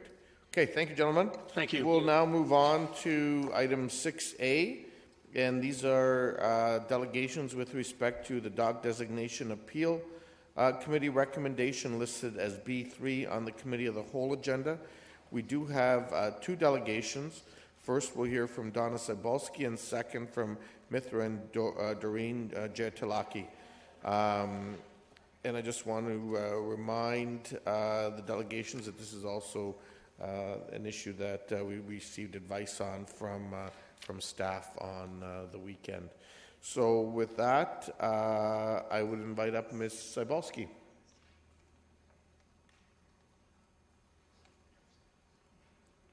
Oh, the clerk's not there, or the page isn't there? Okay.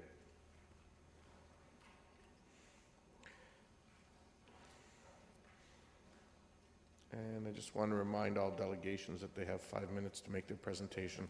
So welcome. Wait till they're all handed out. Thank you. Good evening, Mayor and councillors. I'm very disappointed with this entire City Hall process that I've experienced. After hearing the evidence at the meeting back on February 22nd of this year, the councillors put forth a proposed vote to uphold the prohibited dangerous dog restriction. The appellants appealed this proposal. I and my witnesses applied to delegate at the appeal meeting on April 25th, 2016. Once at the meeting, I and the witnesses were told we wouldn't be allowed to speak. The appellants had their chance to put forth their new evidence. Days later, I received the results of the councillor's decision from the appeal meeting, and I was shocked at the proposal. So I called and spoke with Erin Mock and asked to appeal the proposal, and she told me that I couldn't appeal. It appears the appellants can appeal, but I'm not able to. I was really upset and found this so unfair, as I'm the victim in this situation.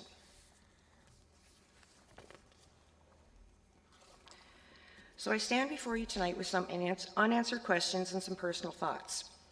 First of all, what has changed that the prohibited dangerous dog status has been rescinded? What I can't understand from reading the appeal results, Doreen and Mithra will no longer take charge of handling Dozer, and the daughter Hamali will. However, Hamali is not much stronger than either of them, and this dog has brute force.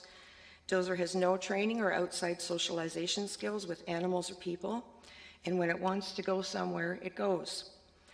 We have been witnesses to this in the past 5 years, and this is the result of my injury. Also, my husband Brian and I have been to the owner's front door on different occasions and have seen firsthand that Dozer is chained up inside the house to the railing at the top of their staircase. The staircase adjoins their kitchen, and the kitchen window faces our patio, as you can see in the pictures. And when the owners aren't at home, Dozer barks for long periods of time from that same position in need of some kind of attention. The appellants have admitted guilt to breaking 3 of the Humane Society's and DOLA laws. I have read the appeal results. They have asked to put up a dog pen in their side yard. They've had 7 years to inquire about this, and all of a sudden they want to do it now to save the dog. If you take a look at the picture I've attached, you will see how my yard connects with theirs, as they are a corner lot. I am full of anxiety already sitting in my yard thinking of this very possibility happening. I'm trying very hard to put this incident that has caused me a severe disability and loss of function to my left index finger, and due to this injury, I was unable to return to my employment. Because this process has taken so long, I'm still having nightmares, and I'm reliving it in my mind daily when I look at my finger each morning, and when I get frustrated at not being able to do the normal things I used to with my left hand.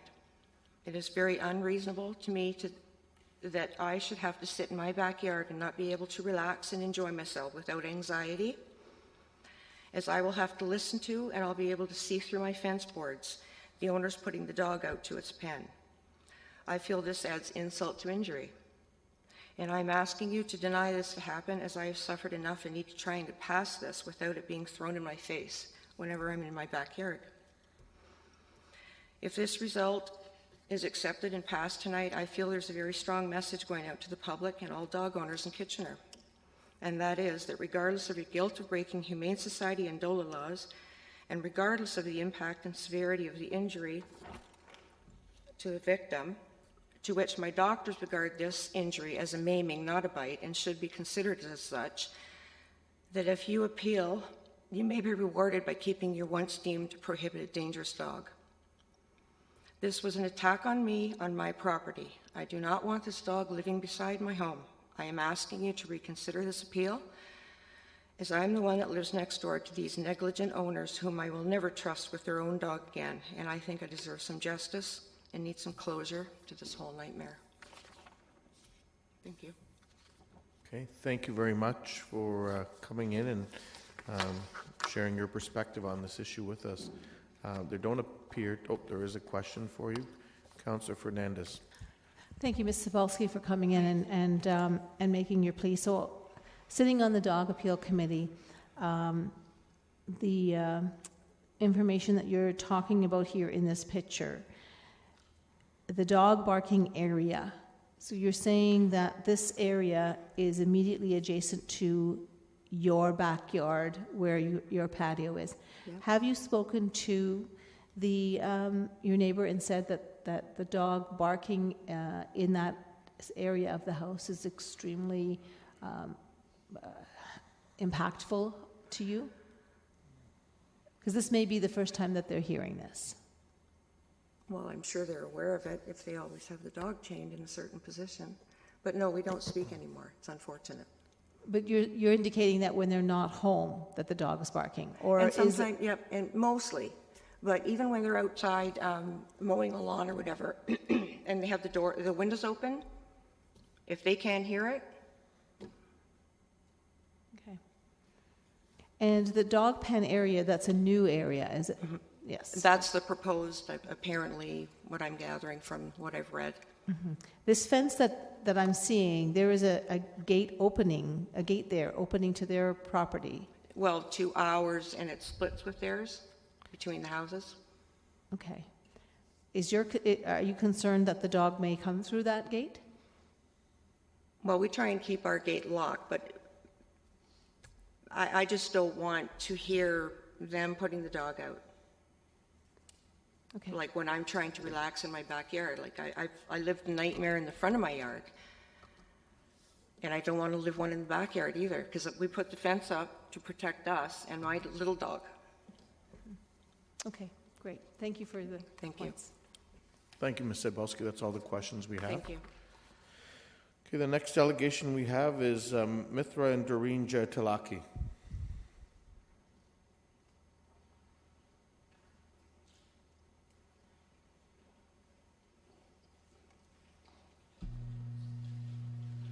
Welcome, Ms. Jaitalaki.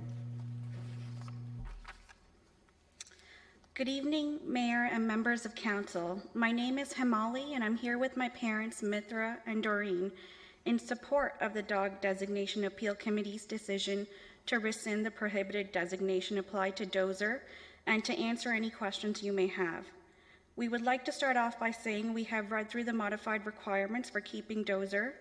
We agree and promise to abide by all requirements outlined in the Notice of Decision. And based on these requirements, the only item left to put in place is the construction of the fence, which is required to be completed by the end of June. The committee has sent out a bylaw officer to examine our property and to provide us with a rendering that outlines where the fence could be constructed on our corner lot.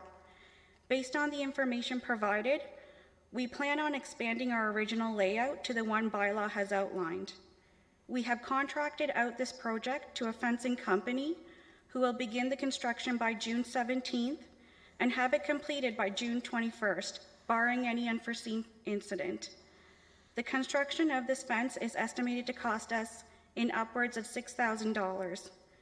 We also have a statement provided by the company addressing the construction of the fence and the importance of having it completed before June 30th.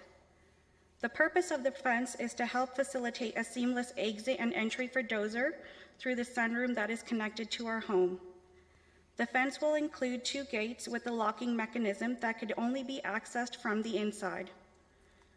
Dozer is an invaluable part of our family, as is the concern and safety of others. Therefore, the proposed project was put in place to satisfy both sides. I would like to emphasize that when Dozer is outside of our home and hopefully the soon-to-be fenced area, he would be under my control. And with respect to Ms. Cebulski, Dozer will be taken for walks outside the neighborhood of our residence to ensure no further contact is made. As mentioned in the committee meeting, we are Buddhist, and we cannot consider handing over Dozer to the Humane Society, knowing that he would be euthanized. Our religion has taught us to love, care, and cause no harm to all beings, whether human or non-human, and it's not right for us to take away the life of any living being, since every living being has the right to exist. We are taught not to misuse our intelligence and strength to destroy animals, even though they may sometimes be a nuisance to us. We have gone through every possible measure with accordance to the laws, and we are willing to put in the necessary funds to provide the best possible solution for Ms. Cebulski, the public, and Dozer. We are hoping today to finalize this matter in a positive and peaceful way. That's all? Okay, thank you very much. We do have one question for you, Councillor Fernandez. Thank you, Himali, for coming and speaking about this. One of the points in the report talks about Dozer's illness. Can you give us a brief summary of how he is doing now?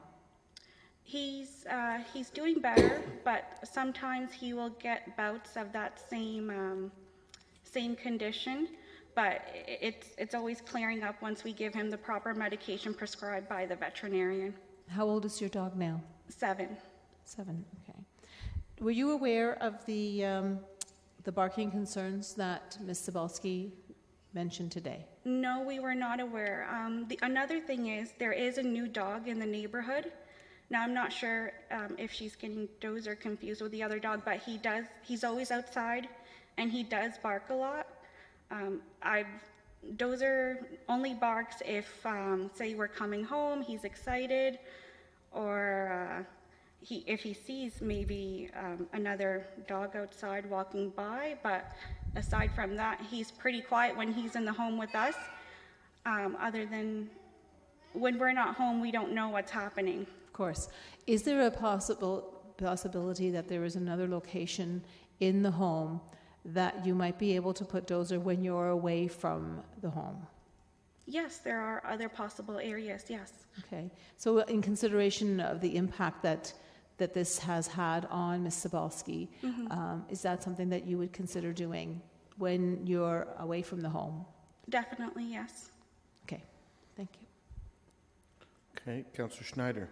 Thank you, Mayor Prevanovic. Just want to make sure that we get assurances that this fence that you're constructing will ensure that there is no possible way that Dozer could have contact with Ms. Cybulski. That's correct. It is a board-on-board fence, so nothing can be seen in or out. As well, there's 2 gates. Again, the locking mechanism will be on the inside of the fence, and no one can reach it from the outside. And it would only be able to be accessed by us because you'd have to go through the home in order to access that. Okay, and you mentioned that Dozer will be walked outside of your neighborhood. Could you explain how Dozer will be transported to outside the neighborhood to ensure that there's no possible way there to be contact? We would have to place Dozer in our vehicle, take him into another neighborhood, and then walk him that way. Did you have a garage? We do, yes, we have a garage. Okay, so Dozer would then enter the closed garage into the car and out, or will Dozer be muzzled as he's put into the car? Oh, yes, he will definitely be muzzled. It's just we don't have an entryway from our garage to the car. It's outside where it is visible, the door. And Dozer will be muzzled when walked? Dozer is always muzzled. We've been following those rules since the prohibited dog designation, not prohibited, but the dangerous dog designation had been applied, yes. Okay, thank you. Okay, that appears to be all of the questions. If you want to take your seat. Okay, Council, it's up to Council now to affirm the decision of the committee, if that's your desire. If the desire is not to do that, then the recommendation probably should be to refer this to a special hearing of council to hear all of the evidence from both parties again, and then council to have the benefit of that information before making a decision. Councillor Davey. Yes, I will move committee's recommendation. Okay, thank you. Is there a seconder for that? Councillor Fernandez, thank you. Councillor Fernandez? Yeah, I just want to speak briefly to this, and notwithstanding the pain and suffering that you have gone through, Ms. Cybulski, we are in no way negating that. There was information that came forward from the Jayatolaki family, I apologize if I've said that incorrectly, regarding Dozer's illness and what transpired. I think that they have been making some sincere efforts to control Dozer. I appreciate the new information you brought about the barking, and I think that we've heard that they will make every effort to make sure that the dog is contained in an area where you won't hear the barking. I'm hoping that that will be helpful. I understand your comments about are we sending a message that if your dog is prohibited, that if you appeal it, that we would rescind it. I don't think that's the case. I think there was new information that we felt we needed to consider, and I think that that's where we are right now. A dangerous dog designation is also not an easy designation for a family to undergo, and I believe the family is very intent on making sure that you are not affected at all by Dozer's presence. And I would appreciate if they are open and continue to try and have some communication with you to make sure that you are comfortable in your backyard as much as possible. Councillor Yanetsky. Yes, thank you. This is a very serious scenario we have before us, and I recall when this matter came back to us a few months ago, I thoroughly read the reports, and as a result of that, and with the new information coming forward that was presented at the last committee of the Dog Designation Appeal Committee, I attended that committee meeting to hear both sides of the argument. And I did hear it, and I listened very closely to the arguments presented by both sides in terms of taking care of the dog and trying to do the best in terms of making sure that the conditions that have been imposed would be addressed as best as possible. Yet I also heard the other side in terms of the concerns of fear and emotion of being subjected to the barking and the fear of this of the dog. I'm of the opinion right now, even having talked with the members of the committee on this, that I think the seriousness of the dog is a serious concern for me. And as a result of this, listening to the decisions this evening, I've decided not to support the application, thinking that this is beyond a matter that couldn't be controlled. Even though the best efforts could be made, I still sympathize with Donna Cybulski, and I think that I would be prepared to support her in terms of her position on this appeal.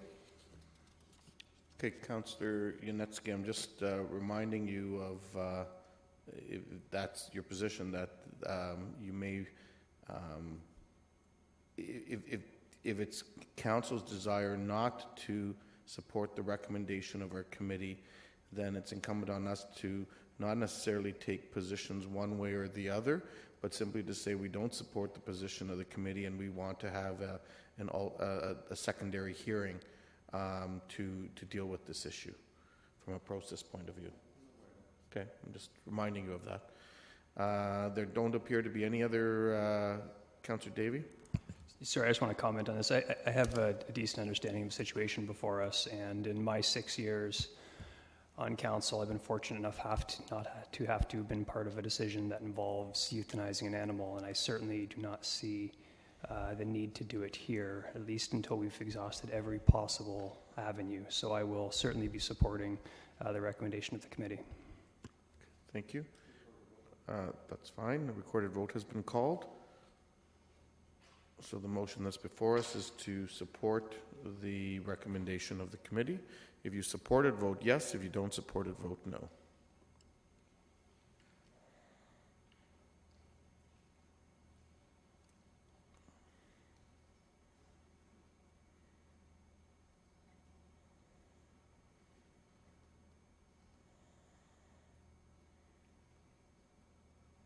All those in favor? All those opposed? And the motion of the recommendation of the committee has been upheld by council. Okay. Everyone's clear on that? So council has upheld the recommendation. I would ask everyone to certainly be cognizant of, and particularly the Jetilaki family, cognizant of the fact that council has recognized the circumstances around your dog, but we're relying on you to uphold the commitments that you've made, and most importantly, to respect the feelings and circumstances surrounding your neighbor, and to address their concerns going forward. So thank you, everyone. We'll now move on then to item on number 2 on the Planning and Strategic Initiatives Committee, and that is the item pertaining to 48 Ontario Street North. We have 3 delegations for that item. Dan Graham, James Howe, and Matt White. And I invite Mr. Graham forward to make your presentation. Actually, before I do that, I should have Councillor Singh bring the recommendation forward.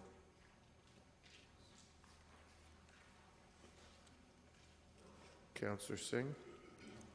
Thank you, Mr. Mayor. The recommendation has been moved by myself and seconded by my Vice Councillor Ioannidis for as recommendation adoption.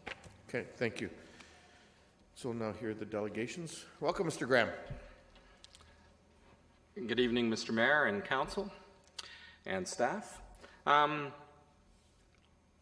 was here last week during the committee meeting, and I'd like to first of all say that I support option 2, which is the city retaining ownership and having that space, part of that space, at least become an arts hub. The difference that I'd like to see, as you all know, I'm a big supporter of the arts and involved in the arts in the region, but I'd like to see a portion of that building be leased to a for-profit company or a government agency or something. It would be nice if it was something in the entertainment business, like an agency, like a talent agency, or one of the arts organizations that need space for profit. And I would like to see that rent from that cover the ongoing operating costs of the building. This does a couple of things. First of all, it provides the arts folks here with much needed space, and I believe it's a benefit to the taxpayers that it unburdens them from carrying the ongoing costs of that. So a couple of reasons to support this option. First of all, it's a heritage building. It's a great building. When I came to Canada in 1966, with my dad became a member at the Legion. My dad was in the British Navy, and I spent some time there when my dad taught bagpipes in that building for a number of years. And I would go on Saturday afternoons and talk with all the old vets that were in the place when my dad was teaching bagpipes. And I learned a lot about being a Canadian in that building. And of course, in the 80s, my dear friend Glenn Smith ran the Southern Ontario Blues Society, which I have membership card number 4. I was trying to find it to bring it, but I couldn't locate it. And Glenn put on some great blues shows there. So that building does have an arts history to it, and a lot of really neat history in that building. Again, as I mentioned, numerous arts groups looking for space. It's centrally located. It's going to be on the Ion line, which is great. There are no residential neighbors in that block, in that area, that would be affected by any performance going on in the evening, which, as we just heard from Center in the Square, that's something that's kind of unique. All the time there were the blues shows, there were never any problems with noise. The building seems, I'm not an engineer, but the building seems solid enough, and with how stripped down it is in the middle, it's a great canvas to start building on, I believe. And again, if the city did sell that building, as has been proposed, and even if that money goes to build an arts hub somewhere else, we're going to end up spending more money for some other space than we would get for that space, I believe. That space is ideal, and we already own it. It's a heritage building, and I would hate to see what happened with the Mayfair happen with the Legion. And I think if it's maintained by city ownership, I think the building would be in safer hands. So again, the arts community desperately needs the space. We need to preserve this building. It's got a great history. We already own it, and I think this proposal would be a benefit to the taxpayers. Thank you very much, Dan, for your presentation. We'll move to questions. Councillor Singh. Yeah, thank you, Madam Acting Mayor. Dan, I can appreciate your passion for the building and the history, and I think without a doubt there isn't anyone in this room that would argue that fact, and of course of its heritage significance. So the question isn't about even if we were to sell, would the building come down? I think you did reference of what happened in the Mayfair, but again, there have been more controls that have been added since then, lessons learned. So I'm sure there would still be an emphasis on protection and preservation of that building. So my question is, why that building for an arts hub? That's one. Because I think it does, you reference some benefits, but I'm sure in my mind there are some restrictions as to size, age, and the cost to retrofit. And the second is, you said the arts community is requiring lots of space. There is space out there, but at premium cost or at market cost. Right. So what that means is if it's happening at our building, it would need to be then subsidized. Can you comment on Right. both those points? I should have, I apologize for that. I should have when I said the arts, I always talk about this in the sense because it's a given. But although the arts community here needs space, it needs space either free or close to it. There isn't a lot of money with any of these arts organizations, and arts are something that, I mean, the years I've been to this horseshoe, I've been here and asked for money for arts things and have always been treated fairly by this council. And I think this council does support the arts. So yes. So you're saying it should be subsidized then? Yeah, and again, the way of subsidizing it is if we can put a tenant in there that's going to pay a market rate that would cover the operating costs of that building, then really, that building is ours now, we own it. Well, we would have to retrofit the entire building if we have a tenant. We would. Then there are other parts that would still need to be... And to your point of the cost of the retrofit, if that building was the way it was when it was functioning, it would be even more expensive to renovate in the sense you'd have to rip a lot of stuff out. Let me kind of clarify why am I questioning. I'm not saying that we don't need to do this. I think the arts community has defined that there needs to be a strategy that provides accessible, affordable space. Right. But we haven't really established what those parameters are.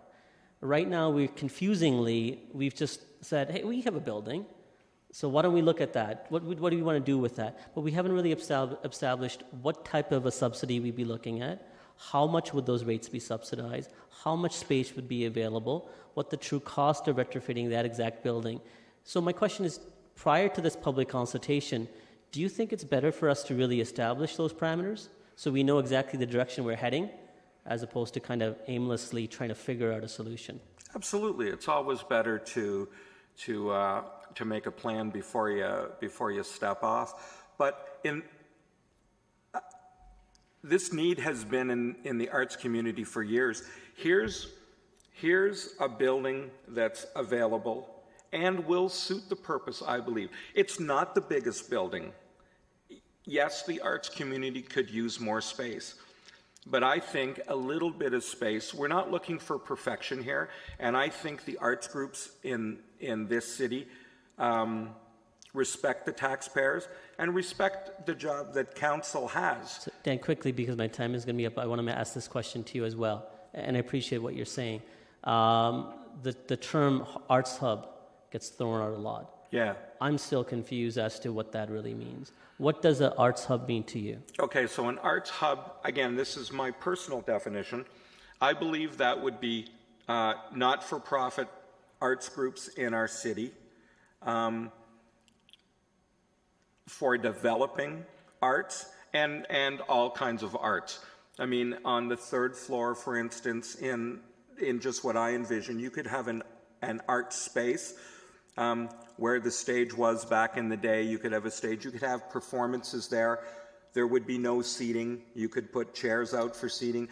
During the day, that space could be, that floor space could be used to create physical art. You could do workshops there. You could do plays. You could do music. You can do writing workshops. You can do educational seminars. You can have a seminar about how to run a successful not-for-profit, how to go after sponsorship for your organization, all kinds of things like that. And then again, on maybe the second floor or the basement, whichever part you're not going to rent, you could have a little sound editing studio and maybe a little film type place, little studio, and then maybe a boardroom that all of the not-for-profit arts group could use as a meeting room. They could bring their own laptops in and conduct their meetings there. That's kind of what I envision. I hope I answered your question, Councillor Singh.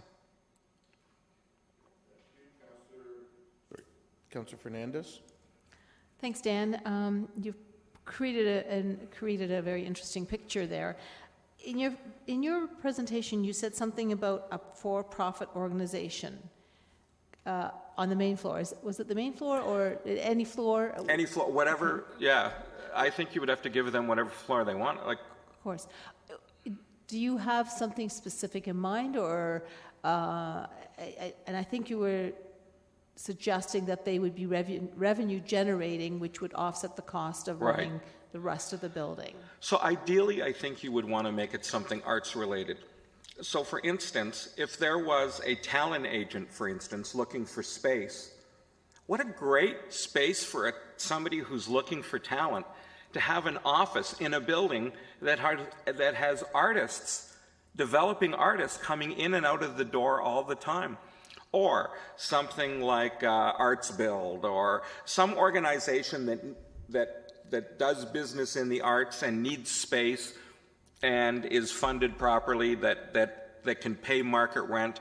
Again, the idea, and again, if it isn't, then rent it out to a lawyer, or it could be a music lawyer, for instance. But I mean, an entertainment lawyer. But you could rent it out to anything. You could have any kind of a business in there. The idea would be that whatever rent they would pay would hopefully cover the ongoing operating costs of that building, so it's not a burden on the taxpayers. I hope I answered your question. You did, and I appreciate your enthusiasm for this. Maybe we should be putting you in the job for that. Thanks. Councillor Ioannidis. Thank you, Mayor Urbanovic, and thanks, Dan, for coming in. I, too, do share the same arts hub. I share that similar vision as a definition. But my question is regards to the building in itself. So obviously, the way you've been in there quite a bit, and do you feel, because of the history of music being played in there and everything else, that the building being a heritage, that there's a good marriage there between the two? I do, and I don't think that's required. I mean, if that had been a shirt factory or a factory that made boots or tires or something, I think the building would be just as good. But it certainly is a little bit of a sweet spot to have that history. And again, even in the days when the Legion, again, there was entertainment there. When I was 6 years old, I didn't really think bagpipes were entertainment, but I mean, there was that back then. And then, you know, with the blues being such a part of what Kitchener is now, I think that's just a really nice touch for that building, and I can see some history to it being a kind of a unique part. But I don't think that's the sole reason. I think the main reason is because the building seems to be solid enough. Although it's small, I think if we get a tenant in there that can pay the proper rent, that hopefully that rent would cover the ongoing costs to unburden council and the taxpayers. Okay. I guess my final question would be regards to the condition of the building in particular. Do you see the city putting in a significant investment to make it like a really high-end arts hub, or do you see it as a space where it's more gritty and more grungy? And you know what? If you talk to the arts folks, the real arts folks, they want space. It doesn't have to be pretty. Here's what I think it needs to be. It needs to be safe. It needs to be available. That's pretty much it. I don't think anybody's looking for anything high tech. Again, I think if that third floor had walls, like a drywall, and where the stage, I understand the stage, I haven't been in since, but is the stage still there? Yes. So the stage is still there. So to modify that room back into the way it was when it was a banquet room, that wouldn't be hard or expensive to do. And then again, to put a small recording studio or a small film editing studio, and to put a boardroom in on either the lower floor or the middle floor, I don't think that would take a lot. An internet connection so that the folks' laptops would work. I don't think anybody's looking for anything fancy, and I don't even think that the arts community would be even looking to the city to provide equipment. I think if the space was there, I've always believed that arts groups should be responsible for raising their own money to a certain extent. So I would put it on them to raise the money for any equipment or anything that's in the building, that they would raise the money for that. I don't think that would be unreasonable at all. Okay. All right. Thanks, Dan. Okay, given a little bit of latitude, but I think people are getting way into too much detail right now. The whole point of today's discussion is not what this should look like. That's part of the public consultation. We're debating if there should be a public consultation and what that public consultation should look like, not what this building might or might not look like. So I just want to remind members of council that as you're asking your questions. Councillor Davey. Thank you. Thanks for coming in, Mr. Graham. And I actually appreciate the idea on trying to find a way to offset some of the costs by having the private tenant. That's the kind of thinking I look for. I'm going to tell you what I'm struggling with in this decision. I think we both agree that the Legion building should be saved, preserved, heritage building. And we both agree, I think, that the arts community needs more rehearsal space, et cetera. Where I'm struggling is, and maybe you can shed some light on it, supposing that we can designate and sell the heritage, the Legion building, and make sure we have all the protections in place, whatever it may become in the future. You indicated that you don't know of any other places that we could replicate the same sort of idea. And that's my problem. We haven't researched it. So if there was some space that we don't know about, and we could sell the Legion building and create an arts hub somewhere else at a lower cost, this is my issue, the cost. Is that something that you would be open to, or does it absolutely have to be at the Legion? Absolutely. But, so yes, it doesn't have to be that building, but I believe if we do the research, and I'm not saying the research shouldn't be done, but the location, I think, of that building is particularly important.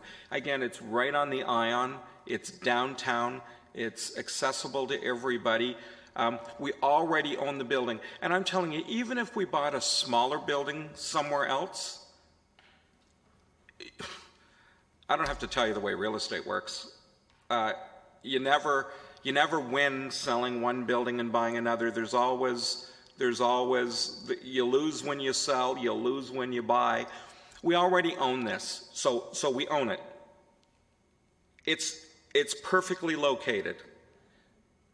It might not be the perfect, maybe the arts community would like it bigger, but so what? That's what you have. The building seems to be, like I said, solid, and it's stripped to the bones right now, which is, if you were going to do something like an arts hub, you'd want to strip the building down anyway. So you're there. So although another location, I wouldn't be against another location. I think when you're looking at I think you can sometimes look too hard, and I know what you're saying. You're trying to do your due diligence, and I appreciate that. I know that you guys struggle with that, and so I appreciate that. But I think this is almost a perfect storm. And if I may, just on Mayor Vrvanovic's point, the reason I brought this forward, and I think the reason why questions are coming from council, is this is a viable option, and it is something that I thought was important for council to hear. And I'm really encouraged by the questions that council has asked, because these are the things that we should be thinking about before we go ahead and make those decisions. So I apologize if I've led you astray a bit there. No, that's fine. I appreciate, and we're always anxious to hear from delegations on the whole issue. I'm good, thank you. Councillor Etherington. Through you, Mr. Mayor, to Dan. Dan, thanks for coming in. I'm interested in your concerns about a heritage building, Dan. If we, in the other options, if we sold the building outright or sell it and try to incorporate it as an arts hub, are you concerned that that building could be demolished by a developer? I'm not saying that it would be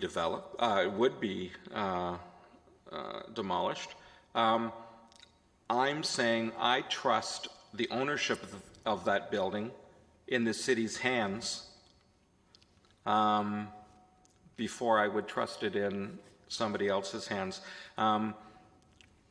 My family in Scotland owned licensed grocers in Springburn, and they sold the business, and a guy wanted to put a bookies in where this licensed grocers was, little gambling establishment, and it wasn't allowed because the building wasn't the right size. And wouldn't you would be so surprised to find out about a month later the place burned down in the middle of the night. They had to construct a new building, and there's a bookies on that site now.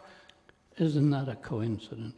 Now, also, my second question, also in option 1, the item was amended, changed to allow people, those consulted, to vote one way or the other on whether cash from that sale should be designated to another arts centre. In other words, the cash could be used for anything but an arts centre. Does that concern you? No, it doesn't, and I'll tell you why. I know in municipal elections, voter turnouts aren't high. People sometimes don't see the value in it. You know, it's not the sexy. It's not. You know, we don't have any Donald Trumps and stuff. But when I vote, and I vote for a councillor, I'm trusting that person to do a job on my behalf. So I am trusting council to do a job on my behalf. And I know the need for art space in this city, and I am counting on council knowing that as well, and knowing and hoping that council would see the right sense to be able to say there's a need in our community, we need to support this, and here's something I'm going to get behind. We can't referendum everything, just my opinion. But I trust council to make that decision. And I think that should be a decision that council makes. In my opinion, we don't need to go back to the public again. Thank you. Okay, that would be all the questions we have. Thanks for Thank you very coming in, much. Dan. Our next delegation is James Howe.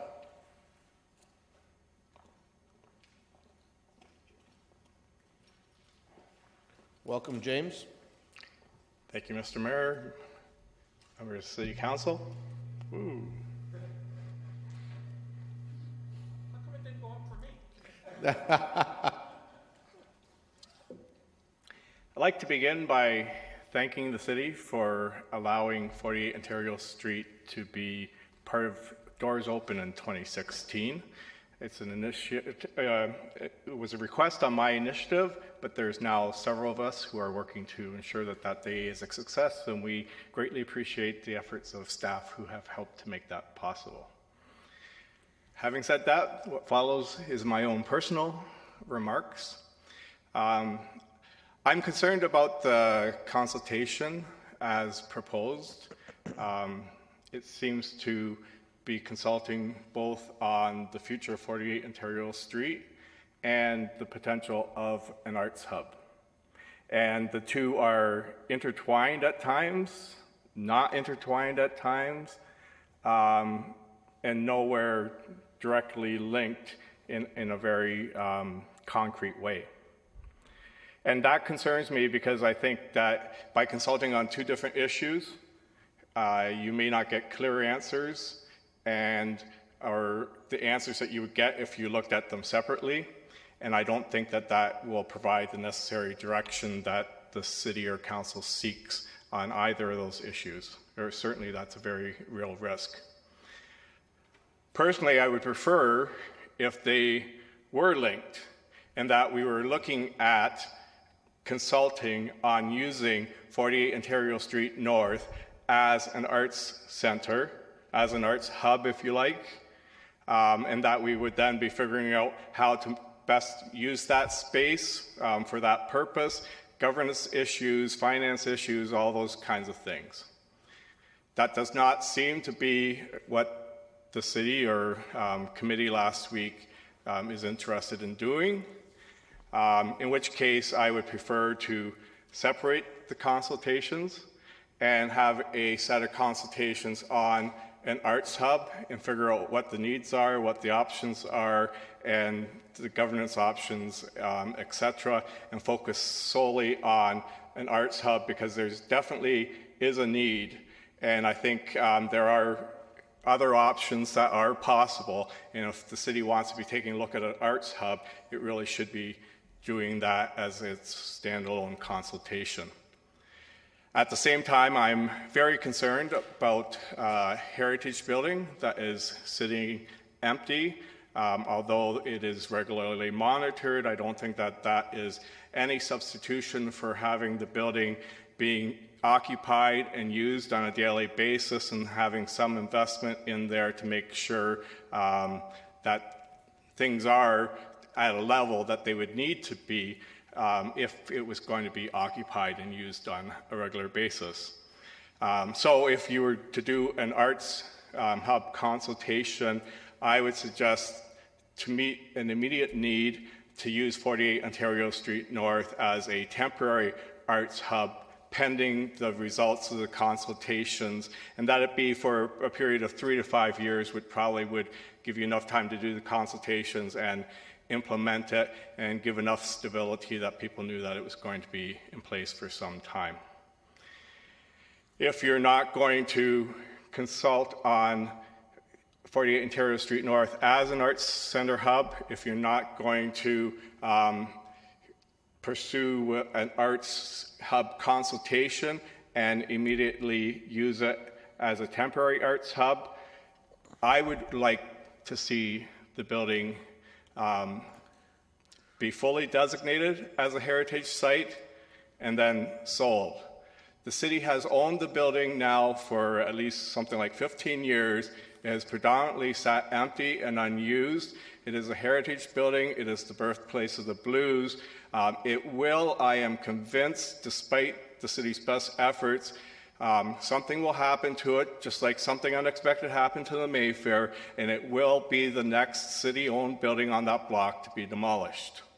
So if the city does not have any short-term plans to use that building, the city should designate it and sell it to a developer who will adaptively reuse it. Thank you. Okay, thank you very much, James. We have a couple people with questions for you. Councillor Davey. Thanks for coming in, Mr. Howe. I appreciate your comments, and actually, it's the first time I've heard, and I'd like you to comment on this specifically, that I guess the tone I've been hearing from members of council specifically is that unless the city owns this building, it's in danger, which I don't agree with, and I think you don't agree with. So just to be 100% clear, because you've spoken in support of designating this building in the past, you've been a supporter of this building, but from your vantage, it is at least as safe, if not safer, in private ownership. Can you comment on that? The short answer to that question is no, it would not be. It is in safer hands with the city because it is possible, even if it was designated as a heritage property, that somebody could come in and decide to redevelop it in a way that did not respect the building's heritage or possibly replaced it. There is that risk. Now, I think you've seen the former part of the Gaudi's place that Vidyard is moving into, and other examples. I think there's great demand for that kind of space and great interest in the city to adaptively reuse that kind of space. So I'm optimistic that wouldn't be the case, but there is that risk, and that risk is, I think, greater than if the city was owning it. But either way, you would be comfortable provided the city designated the building prior to sale. My priority is occupying the building because I think that's the best way to ensure its long-term preservation. Okay, thank you. Councillor Singh. Yeah, thank you, James, and I appreciate the comments that you made. I kind of agree with some of your concerns. I want you to help elaborate a little bit more. So my concerns are more that the Arts Hub, without really defining and outlining what is an art hub and what it means to our community, has been married so quickly to this one location on Ontario Street. Do you project possible future problems with that without really defining what that adequate space for an arts hub would mean and committing to this building? I think the building, as the birthplace of the blues, has tremendous potential as an arts hub. I had the opportunity to tour it not long ago, especially without any furniture or anything in it. There's lots of big spaces. The top floor is almost one big hall. I think it has a lot of potential to have a lot of arts uses, and that's why my first priority is actually to look at that building as an arts hub. But at the same time, if you are not going to do that, then, what I think you want to do is identify what the needs and options are and figure out the best fit. That's my question. Do you think the needs have been defined, what the needs are? Well, I believe that's what the consultation is for. No, the consultation isn't that. The consultation isn't to reach out to the key stakeholders and say, how much space do you need, what kind of space you need, what the subsidy needs to be. It's pretty much, we have a building, should we put our arts hub there? But that's happened before. That's where the Button Factory, I think there was, that building was identified and there was a need and they what I'm saying is, do you think we would be better suited to really do the proper consultation with our arts and culture community and the community at large to define what is an arts hub, what it would mean, how it would be founded, who would be the founding members, what the role the City of Kitchener will take. And then once that's been established, then we could look at our existing buildings of ownership and see if anyone would be appropriate use for that arts hub. Well, that's why I'm suggesting that I think the consultation as it's in the motion is trying to do too much by looking at both the future of 48 Ontario Street and looking at an arts hub. It's better than it was when it went to committee, but I still think that the two issues are separate.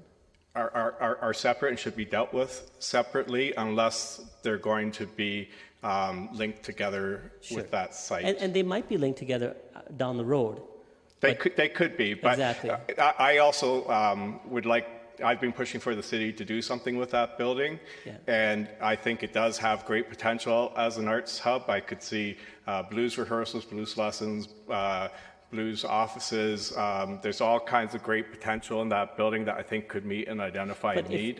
If we commit to keeping it for an arts hub, haven't we forced that future, whatever that arts hub may be, to that building when somewhere else could be more suitable? I can't, We're trying to focus on the consultation. We're not debating the merits of an arts hub or not a merits of an arts hub. They're one and the same.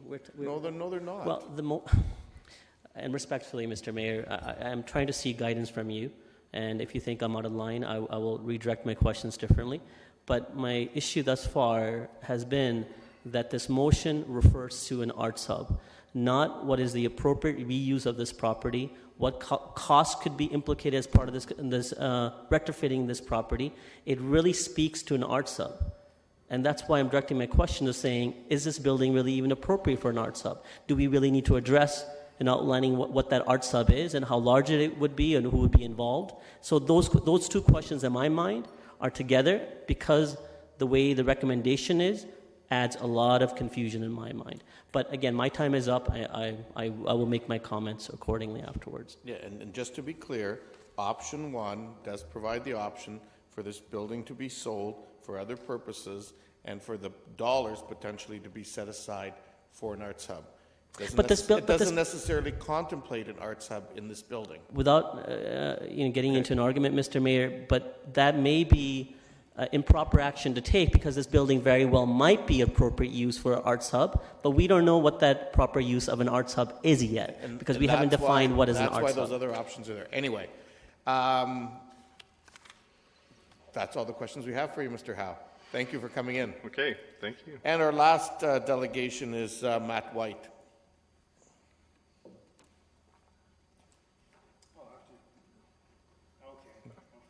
You first. Who blinks first? Welcome, Mr. White. Wow, hello. Thank you very much for this opportunity to speak with you this evening. My name is Matt White, and I am the artistic producer of Greenlight Arts, a professional not-for-profit arts organization based here in Kitchener, dedicated to producing theatrical work and creating educational opportunities that ask questions that hopefully inspire audiences to be agents of positive social change. I had an opportunity to attend last week's committee meeting, and I must say that I am very excited by the possibility of what the former Legion building on Ontario Street can offer the arts and culture sector and the broader community of those who live in Kitchener. I also want to take a moment to thank Sylvia Di Donato and Emily Robson for their hard work and dedication in bringing this proposal and putting it forward. And thank all of you for your careful consideration and your clear interest in supporting a vibrant arts and culture scene here in Kitchener. You brought up some really great questions last week. What is an arts hub? We still don't know. What will it cost, and will it be a wise investment? Really great, logical questions. An arts hub, to me, can take many shapes. It can be a performance space, an art gallery, a studio for creation. Heck, you know what? Maybe we can even build a state-of-the-art rehearsal hall for the symphony to go in there, and thus creating a space in the Conrad Center for all of the performing arts companies. At its core, I think it's fair to say, though, that an arts hub is a place that fosters artistic collaboration, education, and building community. It will be expensive. No matter which way you look at it, bringing the building up to code will cost a fair chunk of change. That's before you even start looking at making it fit the criteria of an arts hub. Is it a wise investment? We can't be sure until we explore. We have to dig around. We have to have some time to dream inside the space. Letting people, artists, and general taxpayers in to see the space is like opening a window to possibility. Let's climb in through and see what we actually have to work with, as opposed to just discussing empty theories. The worst case scenario is we don't like what we see. That for whatever reason, the Legion won't work. It's too small, or it's too awkwardly shaped.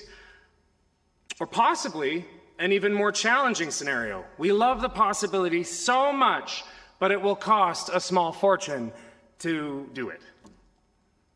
But imagine how cool it will be if the people of Kitchener are given an opportunity to help shape and construct this space. How inspired they will be to help raise the barn if they can see themselves inside it, playing, learning, experiencing.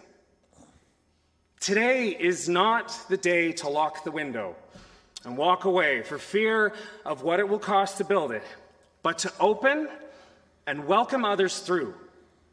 Dare them to dream, to see themselves creating something inside that can bring our community together through arts and culture.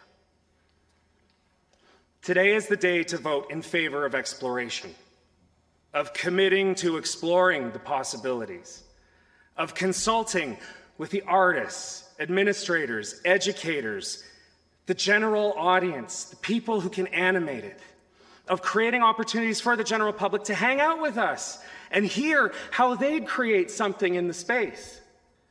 I mean, as an arts and culture stakeholder myself, I am very excited for that possibility. So thank you very much for your time. Thank you very much for that presentation. We have a couple questions for you. Councillor Davey. Thank you. Thank you for your impassioned comments. I really do appreciate it. Being that the purpose of discussing this topic is sending it out for public engagement, I'm going to detail a bit more of my concern. There is a great need, as you've outlined, in the arts community for additional space. So one of my concerns is that this location is being provided as the only option. Right. So I look at that and say, what is the likelihood the arts community is going to go in this space? They're going to say, here's a concrete example of someplace you can be, versus this other option that's this ineffable thing somewhere else we can't even explain where it is or how much it's going to cost. Right. What's the likelihood that anything other than option 2 is going to come back? I think that realistically right now, we need to have the opportunity to just see what this space could be. I totally take your point about, well, what else could it be? Because we could get in there and say, look, this actually isn't going to be feasible, or this is a stepping stone to something that then, if you have companies that are in there, perhaps then they can start building more reputation and then enlist more private funding. And then maybe there's another building that's built by a separate group of organizations. But this is the beginning of something. I think that what I really wanted to focus on with this is starting a conversation that for so long, you have a group of, you have a question of what can we do? Where can we work? And so I think what this does is this says, hey, let's actually have this conversation in some kind of structured way. Right now, all we're doing is talking about the Legion, but we probably should be open to anything, right? That I don't see that this ties the city into anything, because there are parachutes. There are, there can be a vote to say, you know what, we don't like any of these opportunities, any of these RFPs, we don't like any of these options, because they're going to be way too expensive. The other thing, though, too, is that what you can do is by giving arts organizations and the general public the opportunity to actually go in this space, you get people excited to find other ways of investment. The question came up about subsidization. I don't see in the long run, I don't see this as being something that should only be carried by the city. I see this as something that this is going to require everyone to build the barn together. But you're only going to get people to invest if you open the conversation to them in the first place. So then if you open the conversation to the different organizations, then they can go and they can bring their angel investors along. There could be a naming rights for the building. Sorry, I sort of answered a couple of questions. That's very good. Thank you for your comments. Oh, thank you for some water. Councillor Etherington. Through you, Mr. Chair, just one question, Matt. Option 1, development of criteria for a request for a proposal to sell the property as is or with minimal improvements, with consideration during public consultation as to whether the proceeds of said sale should be held in reserve for an arts hub at an alternative location. So the people contacted will be asked, should that money, should it or should it not be used for an arts hub? Can you give me your opinion on that, or are you concerned about that? I'm concerned in its position of the question. in the timing. I think it should definitely go to the general public to ask that question. Why not?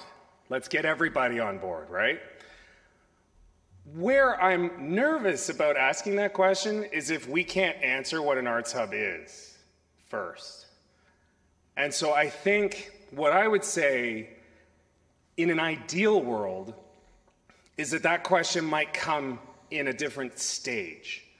So that what you would do is you would have this consultation. We would all go in and we would bring the community together and we would look at this space, and then we would actually talk about what could this space be. Would you like it to be X that's going to cost $15 million? In the worst case scenario. I don't know if it'll cost that. I do want it to be pretty, full disclosure.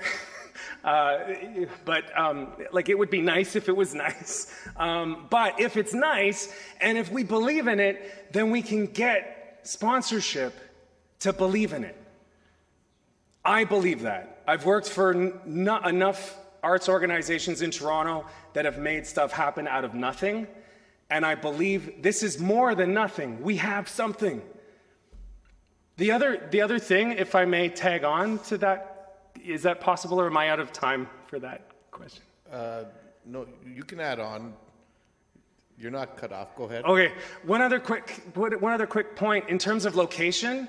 I have a couple of other pie in the sky dream locations, but I think what's most important about what the Legion has is its central locality.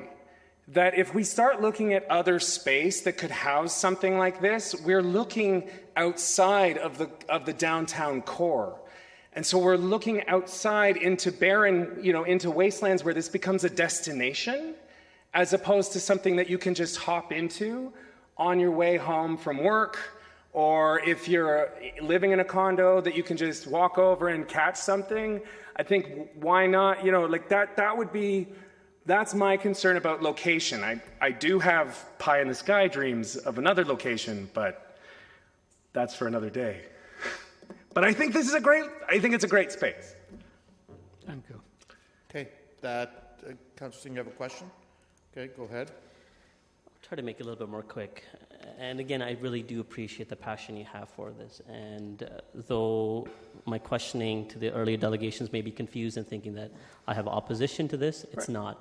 I absolutely think that the city needs to do something and look at facilitating rehearsal and performance space for small organizations. Sometimes our focus is too much on large organizations. So, and my issue stands on option 2 and option 3, where I'm presuming people will automatically gravitate to option 2 because overwhelming, I think the community does agree that there needs to be some sort of space available. Without really prioritizing or defining what is an arts hub and what's required as space, an appropriate space, and will it be nice, as you put it? Will it be adequate? That option 2, we will go out there, put an RFP, but it may not end up being the right space because we haven't even defined what an arts hub is. And there would be frustration from that. Option 3, the same thing. We say, yes, we sell it, but again, it has to be sold with a presumption of that there needs to be an arts hub there. Again, without us really outlining what the meaning of that word is. Are those concerns valid? In your opinion? I think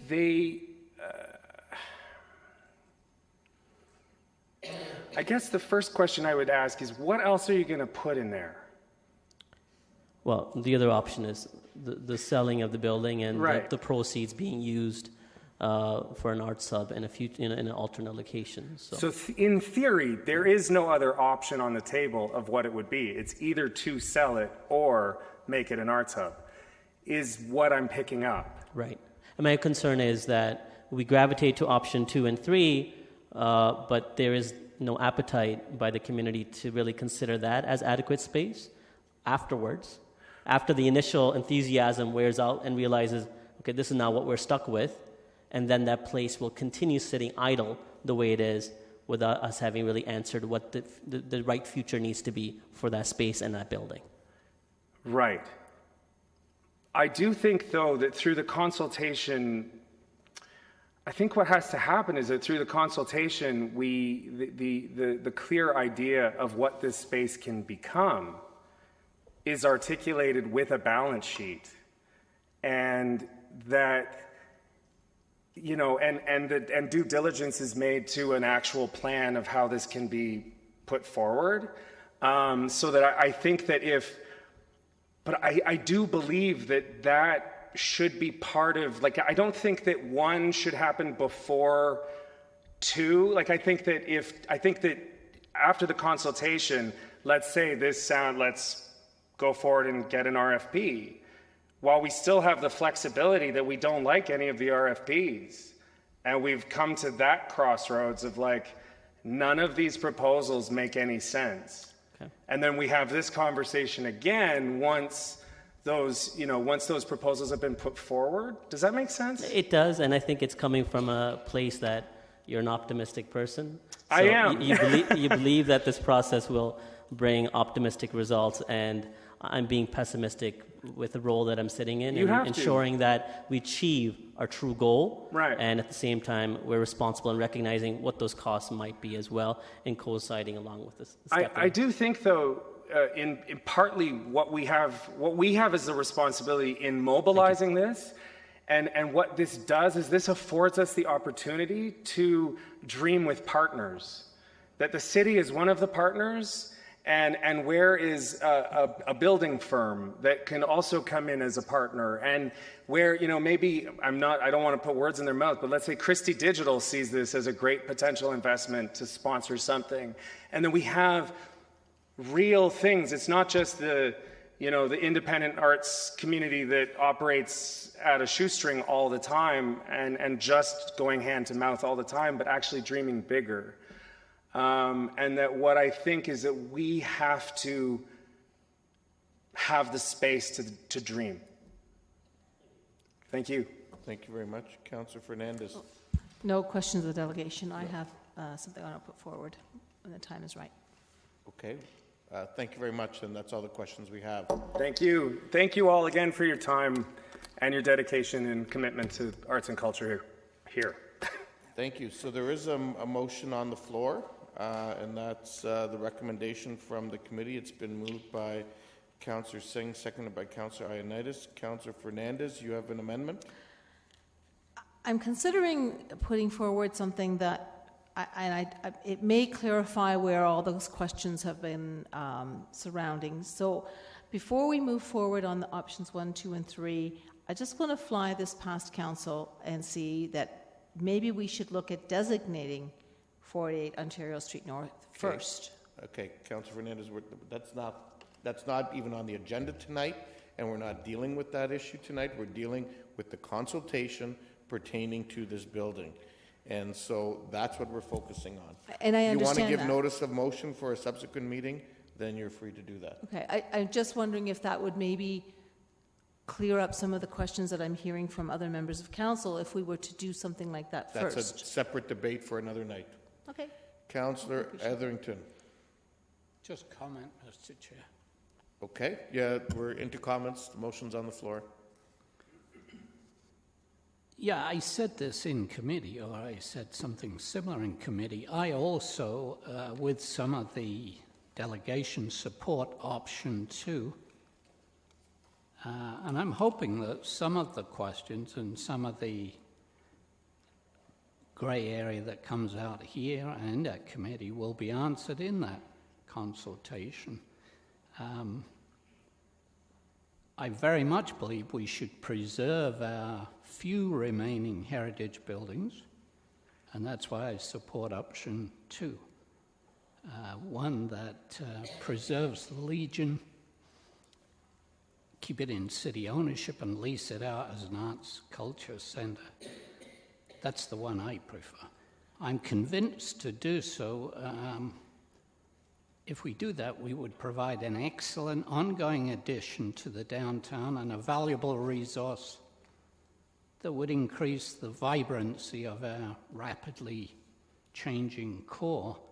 I would be very much against selling the heritage building, and I doubt, I'm not a developer, a long way from it, but I doubt that any private developer would buy that building on condition it be used as an arts culture hub. I also know that developers are scared off by heritage listing or, as the councillor just suggested, a heritage designation, which, by the way, I would support. We've talked for 20 years. We've talked a lot about this kind of arts centre, and now is the time to protect that building and provide an arts centre. We don't need anything elaborate. Just get it established, get it off the ground. Other cities that I've researched have already experienced the economic and vitality spin-offs, the kind of advantages to having a bustling arts and culture community centre in their municipal cause. Just take a look at Hamilton to get an example of that. Now, we've got the opportunity to do the same, and I would urge councillors to embrace that opportunity. Thank you. Councillor Singh. Thank you, Mr. Mayor, and I'll ask for your guidance. Initially, I was planning on putting forward a motion for deferral, primarily because I think the question about an arts hub is vague at this point, but I appreciated your correction in outlining the fact that we're really defining the future use of this building, and I'll accept that reasoning, but would it be appropriate to also have an amendment to this motion that gives direction to staff to outline that process of what an arts hub means? So I'll quickly state it. It amended it. Initially said this to be deferred to allow staff. Now it says, in step with a public consultation for 48 Ontario Street, staff also outline the parameters of what an arts hub mean to our community, who would be the founding partners, and how the City of Kitchener be involved. Staff also consult key stakeholders of the arts and culture community. If there is a financial implication, staff project possible costs and creation of a so-called arts hub and address the cost to the tax base. This to be reported back to council by, I guess it would be same time as what this public consultation would come back, with recommendation how the City of Kitchener needs to move forward to meet its commitment to the Kitchener arts culture community to help facilitate adequate, affordable rehearsal and performance space. Would this be appropriate as part of what we are addressing right now, or? So I would say the following: an amendment could be considered at this point in time. However, I would also say that with you being the mover of the original motion, you can't be the one making that amendment. Councillor Galloway-Seelock. I won't pretend to hear every word, but I would ask a question of Mr. Regier, who I'm assuming is the one to speak to this issue. But staff outlined at committee that partially that exact process of how they're going to unfold this public consultation with these three options. And if some of them are coming off the table as it goes along, then the definition of an arts hub is something that they're delving into in like a second phase of this public consultation as they outlined in committee. Is that not correct? Mr. Regier? Yeah, through you, Mayor Verbanovich. Yeah, absolutely. We certainly concur that that answering the question of what constitutes an arts hub that can act as a catalyst for our creative industries here is a critical component of this exercise, and it could be done as a first stage in the consultation process. It's simply a matter of fine-tuning the methodology that's been articulated by Emily and Sylvia already. Certainly, it would be very difficult to determine whether or not this building is suitable for those functions unless we articulated or figured out what those functions were. So that's completely in keeping with the methodology that we're proposing here. So this motion would be in keeping? Well, no, I think what staff are saying is it's already covered. Okay, folks, there's one person who's in the chair. Councillor Singh, let me respond. Staff have indicated that that is already covered in there. Notwithstanding that, it is a valid amendment to have you add that in if you want that clarified with that wording. However, I don't think it's appropriate, unless the clerk directs me otherwise, I don't think as mover of the motion that you can be making an amendment to your motion. Okay. So somebody else would need to make that amendment. Well, I had to move it as the chair of the committee, but just for... That's fine, but that's being public. part of what comes with being the chair. Exactly. I realize that. Well, there's a motion here. If someone is interested, they're welcome to have it. So. Okay, thank you. Councillor Ioannidis. Yes, thank you, Mayor Verbanovic.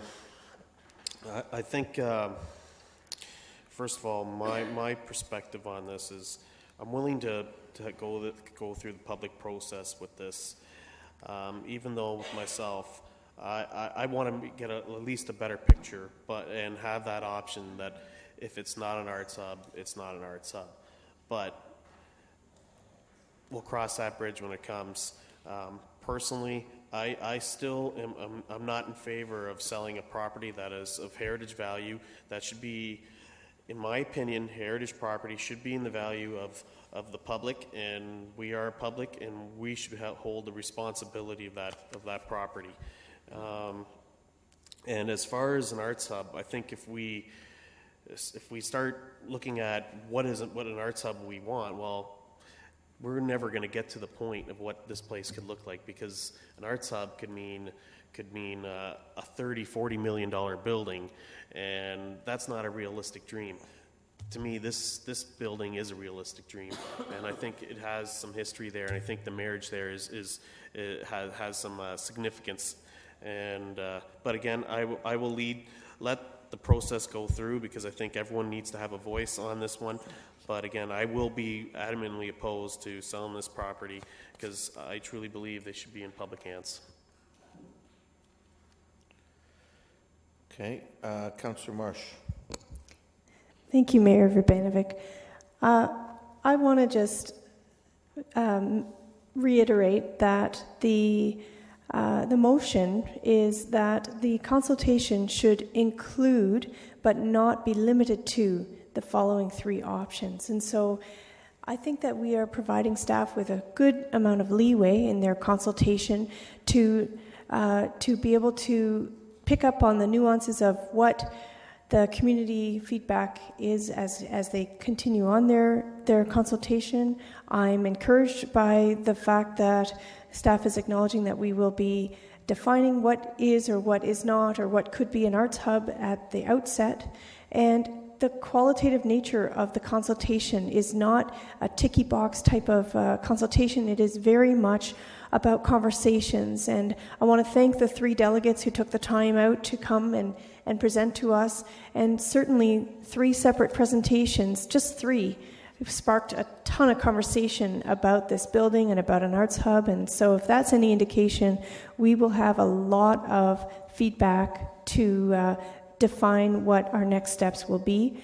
I do not think it's time for us as council members to skew the conversation towards one option or another. I think at this moment, all we're doing is setting out the guideline towards a consultation about different options, and we will have a chance to decide on the options that staff recommend when the time comes. And hopefully that time will come within this calendar year. So I'm looking forward to hearing back and to observing the conversations and being a part of it as we go forward. Thank you. Councillor Davey. Thank you. When we dealt with this at committee, I didn't support it. I think I lost 9-1 or whatever the complement of council was at the time, or committee. And I put a lot of thought to it. I still can't. I still can't support it.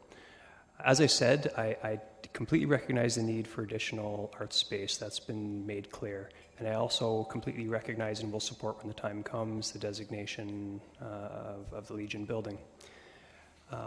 What I'm not comfortable with is the creation of expectation completely devoid of costs. Because, well, I have 2 problems. Number one, my sense is it's going to come back as option number 2, because when the arts community, and let's be frank, the majority of the feedback we're going to get is going to be from the arts community. When they see this as an option and really nothing else, I think that's going to be the preferred choice. Now, I don't know if there are better choices out there or not. And frankly, it's not my job to figure out, but I think we need to go to the public with more options. Is it simply more space? For example, we recently entered an agreement at 44 Gaukel, short-term agreement that is also for arts and culture largely. Is that space possible? Is selling the Legion building and using the proceeds for that to renovate that part of Gaukel Street, does that make sense? I don't know, but there isn't an option there. The CEO of the museum showed up at that committee as well, and he said something that struck a chord, and he said the last thing we need is another city-owned arts-related building that is struggling to succeed. And we do have the museum that is coming to us for funding and staying there underfunded. The art gallery, the center in the square, has gotten much more costs. So I'm not comfortable going with this at this time. And the last thing I want to mention is I feel like this whole arts hub thing seems to fall on Kitchener's shoulders. I look to where Waterloo's arts hub is or Cambridge's arts hub, and I look at it from much more of a regional perspective. We already have the largest performance hall in the city, and we happen to have the KW Art Gallery in the exact same building. That's a pretty significant arts hub. So if and when this does go forward, I would certainly be looking to our municipal partners of the region to help assist in this, because it doesn't just, like the center in the square, it doesn't just help Kitchener, and it shouldn't be on the backs of Kitchener taxpayers. It should be the broader community. Councillor Schneider. Thank you, Mayor Vrbanovic. This clearly says that staff are directed to proceed with community and stakeholder engagement on a range of options as a catalyst location for arts and creative industries, i.e. a heart hub. I think we heard from those who spoke tonight that it's hard to define.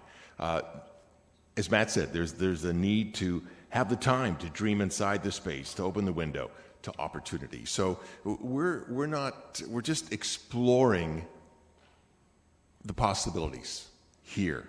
And maybe it's not here. We may have been in the opportunity when you're shopping for a home, you drive down the street and outside, wow, this house looks great. But then you get inside and it doesn't fit the needs of your family. So maybe the arts family will not see that this building fits their needs. We don't know that. That's why we're doing engagement. We're finding out, we're exploring. And I really want to thank Dan and James and Matt for coming in tonight and sharing your experience and your passion for this. And thank you. Councillor Galloway-Seelock. I don't want to go after Councillor Schneider anymore. He keeps stealing what I'm going to say. I had a bunch of things I was going to say, but at the end of the day, Matt said it best when he says today, and I think I'm quoting you right, I might not be 100%, today is a day to vote for exploration. Enough said. We're looking to the community to explore options we've put forward, and as Councillor Marsh pointed out, it's not limited to these options as outlined in the recommendation. Councillor Gazzola. I have never seen before such a topic that we've gone around in circles so much. We had several in-camera meetings where we went around circle and circle. We've had 2 meetings here where we keep going around in circle. I mean, we don't have to make any choices tonight. The only choice we're being asked to make, are we going to go out to the public and have some public consultation? And why there should be so much questioning over whether we're going to go out and have public consultation. To me, it's straightforward.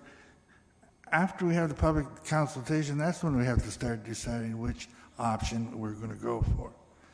Now, just as an aside, I'd like to say, as a member of the Heritage Committee,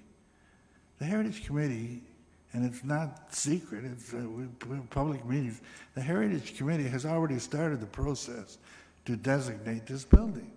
The Heritage Committee is doing what they have to do in the first instance, and then the final test is when they bring this back to council. So as far as that question, that question's already in process. The only question here tonight is, are we going to go out and hold this public consultation that we've been talking about for I was going to say weeks, and now it's months. So I will support what's before us.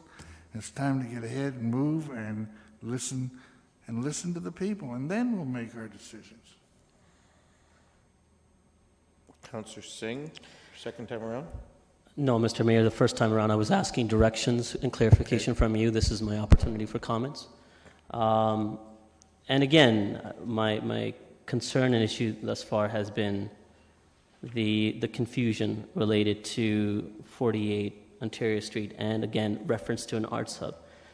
If the recommendation before us clearly outlined public consultation to ask the community, is there a need to keep this building under public control to preserve its heritage components and its significance to its community, or should we sell it?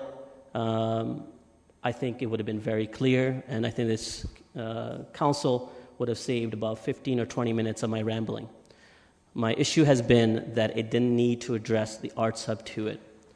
My problem is this, and I think Councillor Davey addressed this as well. We have the center in the square. We continue to struggle in figuring out ways to afford the challenges with that center. As a great of a facility as it is, as a jewel it is to our community, but again, the brunt of it, or all of it, unnecessarily as a public funding, is the responsibility of the City of Kitchener.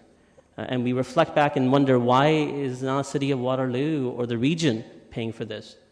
And the question usually gets answered by, well, the building's owned by the City of Kitchener. And my concern was the same here too.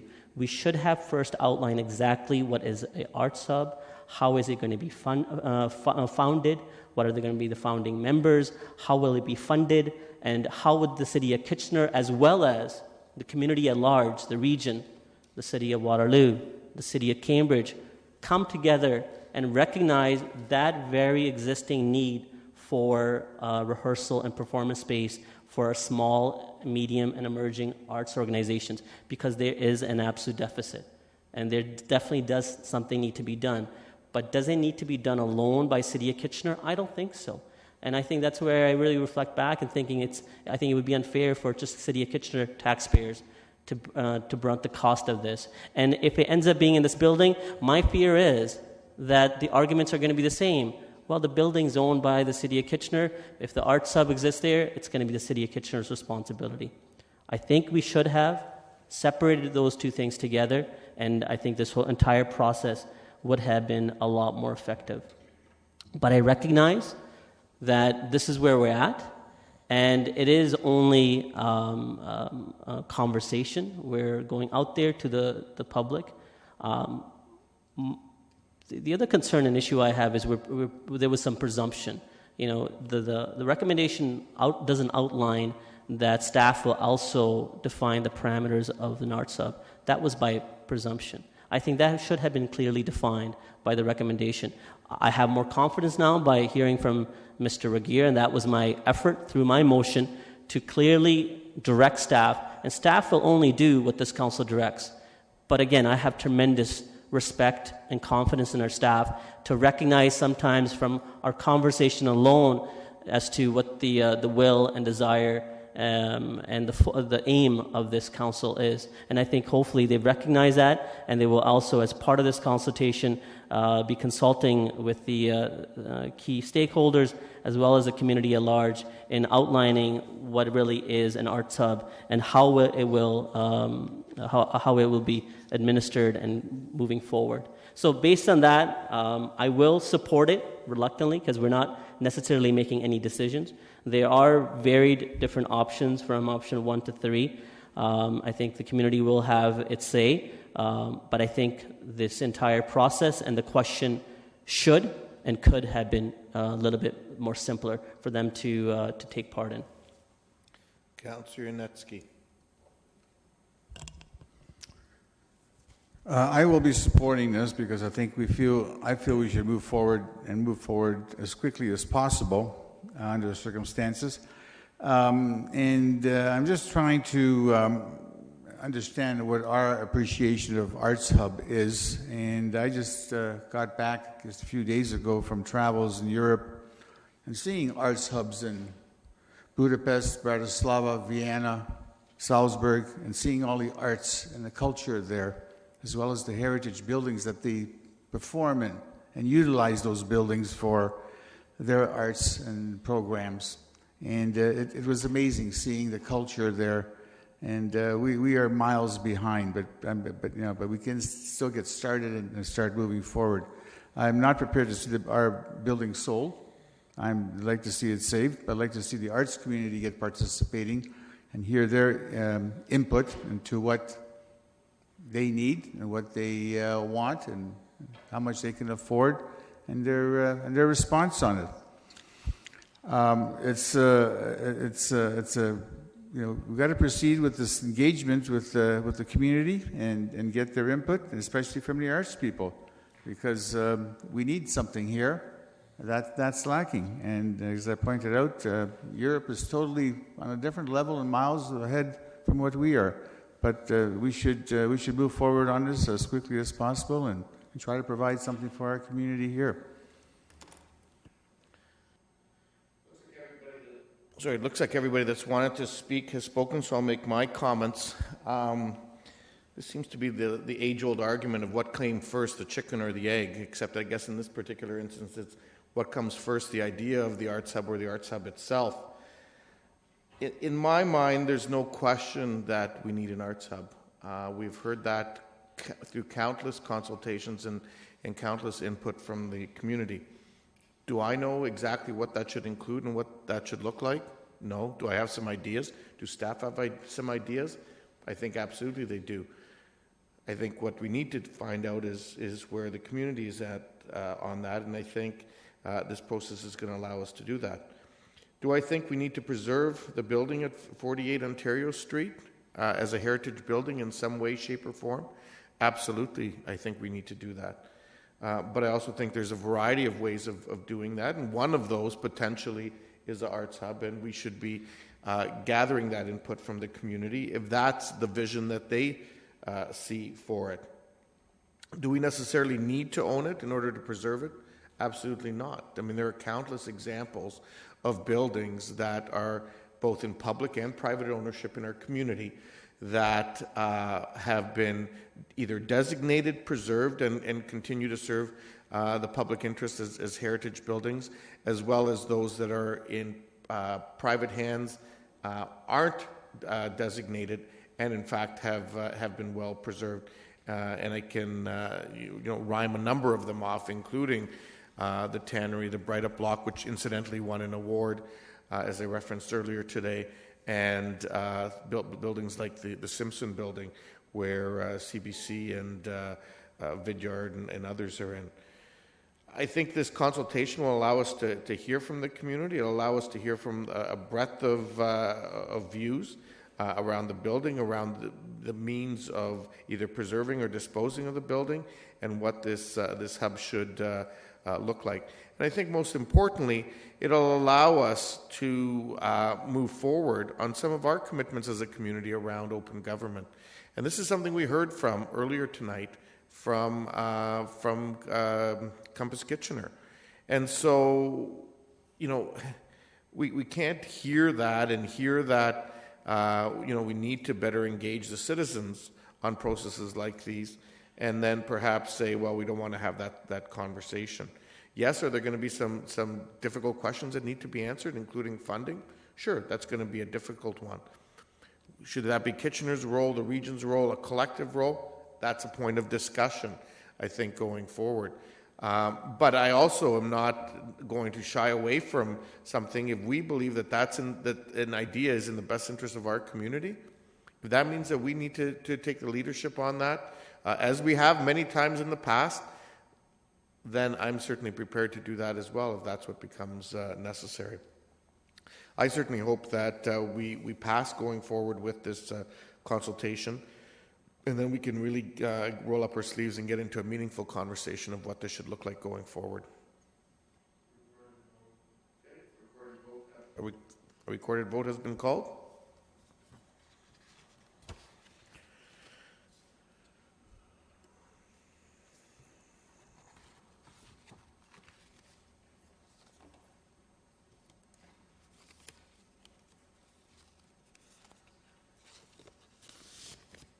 All those in favor? Opposed? That's carried. Thank you very much for coming in on that item this evening. We'll now move to the tenders. Thank you. They've been moved by Councillor Galloway Seelock. A seconder? Councillor Schneider. Any questions on any of the tenders? Councillor Gazzola. I'll limit it to one question. Okay, go ahead. It's on the on Queensmount Arena. Do we have any? What are our long-term plans for that? Have we talked about that, or I'm just wondering. We're going to spend a substantial amount of money fixing the roof. Have we talked about long-term plans there? Mr. May? Through you, Mr. Chair, there was an email circulated to Council going back some time, which I can recirculate to you tomorrow. It is a very well-used facility, and so we do see medium to long-term continuing to use it for purposes that are being used today. Thank you. Councillor Fernandez. Yeah, I had a question about the Strasbourg trunk sewer, and I wanted to thank staff for coming in and going over that with me. I have a question on the rear tandem rear axle on 141. We only had one bid that was received, 7 interested parties. Do we ever compare what other cities might be paying for the same product as what we would be paying? Do we ever do any comparison at all with that? Ms. Palmer Novakovic. Through you, Mr. Mayor, we don't compare what other municipalities would pay for what they would receive as tendered pricing as part of our tender process. I know our fleet department does work with other area municipalities to look at those types of things, but we don't do it as part of the tender process. Okay. When we only receive one on a product, like a fleet product or something like that, I wonder if that might be something that we should be maybe looking into, just to see that if we are actually dealing with a fair and equitable tender. So I'll just put it out there to see if that was something that maybe some discussion could happen around. Ms. Palmer Novakovic. So through you, Mr. Mayor, what we do in this case is we look at historically what we've received in terms of number of bids, as well as what we've historically paid when we've tendered this unit. When we looked at this one, we see that the pricing is comparable to previous tenders where we received multiple bids, so we believe it is good value. Okay, that makes sense to look at historical. Just to go one step further, do we ever go in, I know we do on some things, like on our insurance pool, we work together on things. Do we ever go in together with other municipalities on purchasing equipment? Ms. Palmer Novakovic. Through you, Mr. Mayor, we have an extensive cooperative purchasing group of Waterloo Region. It has 26 agencies that are a component of it.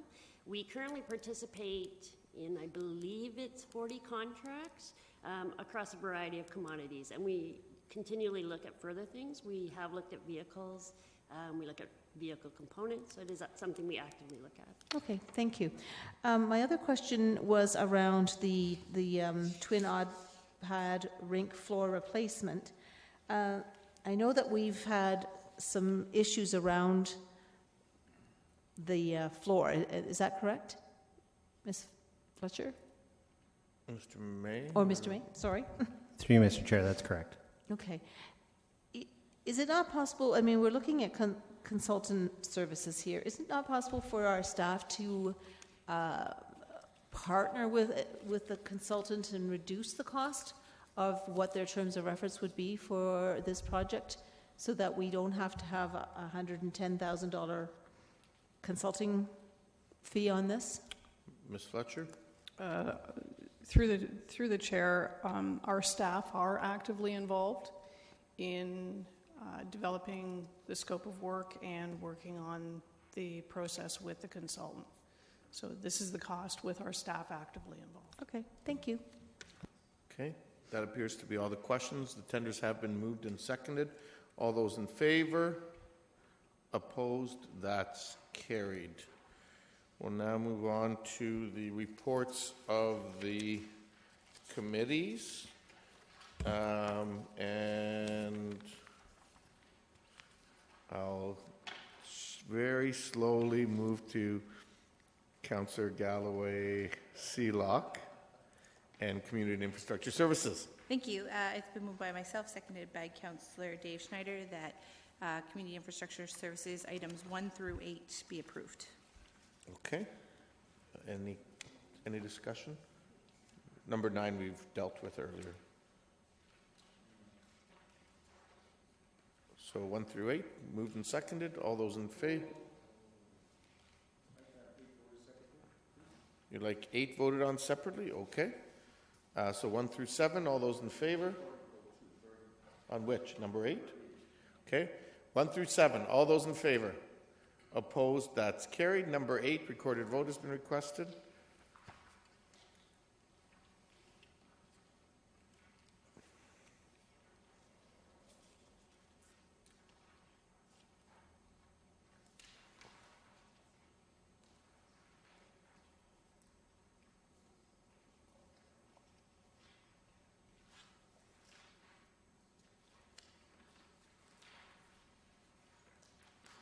You haven't voted yet, if people can please.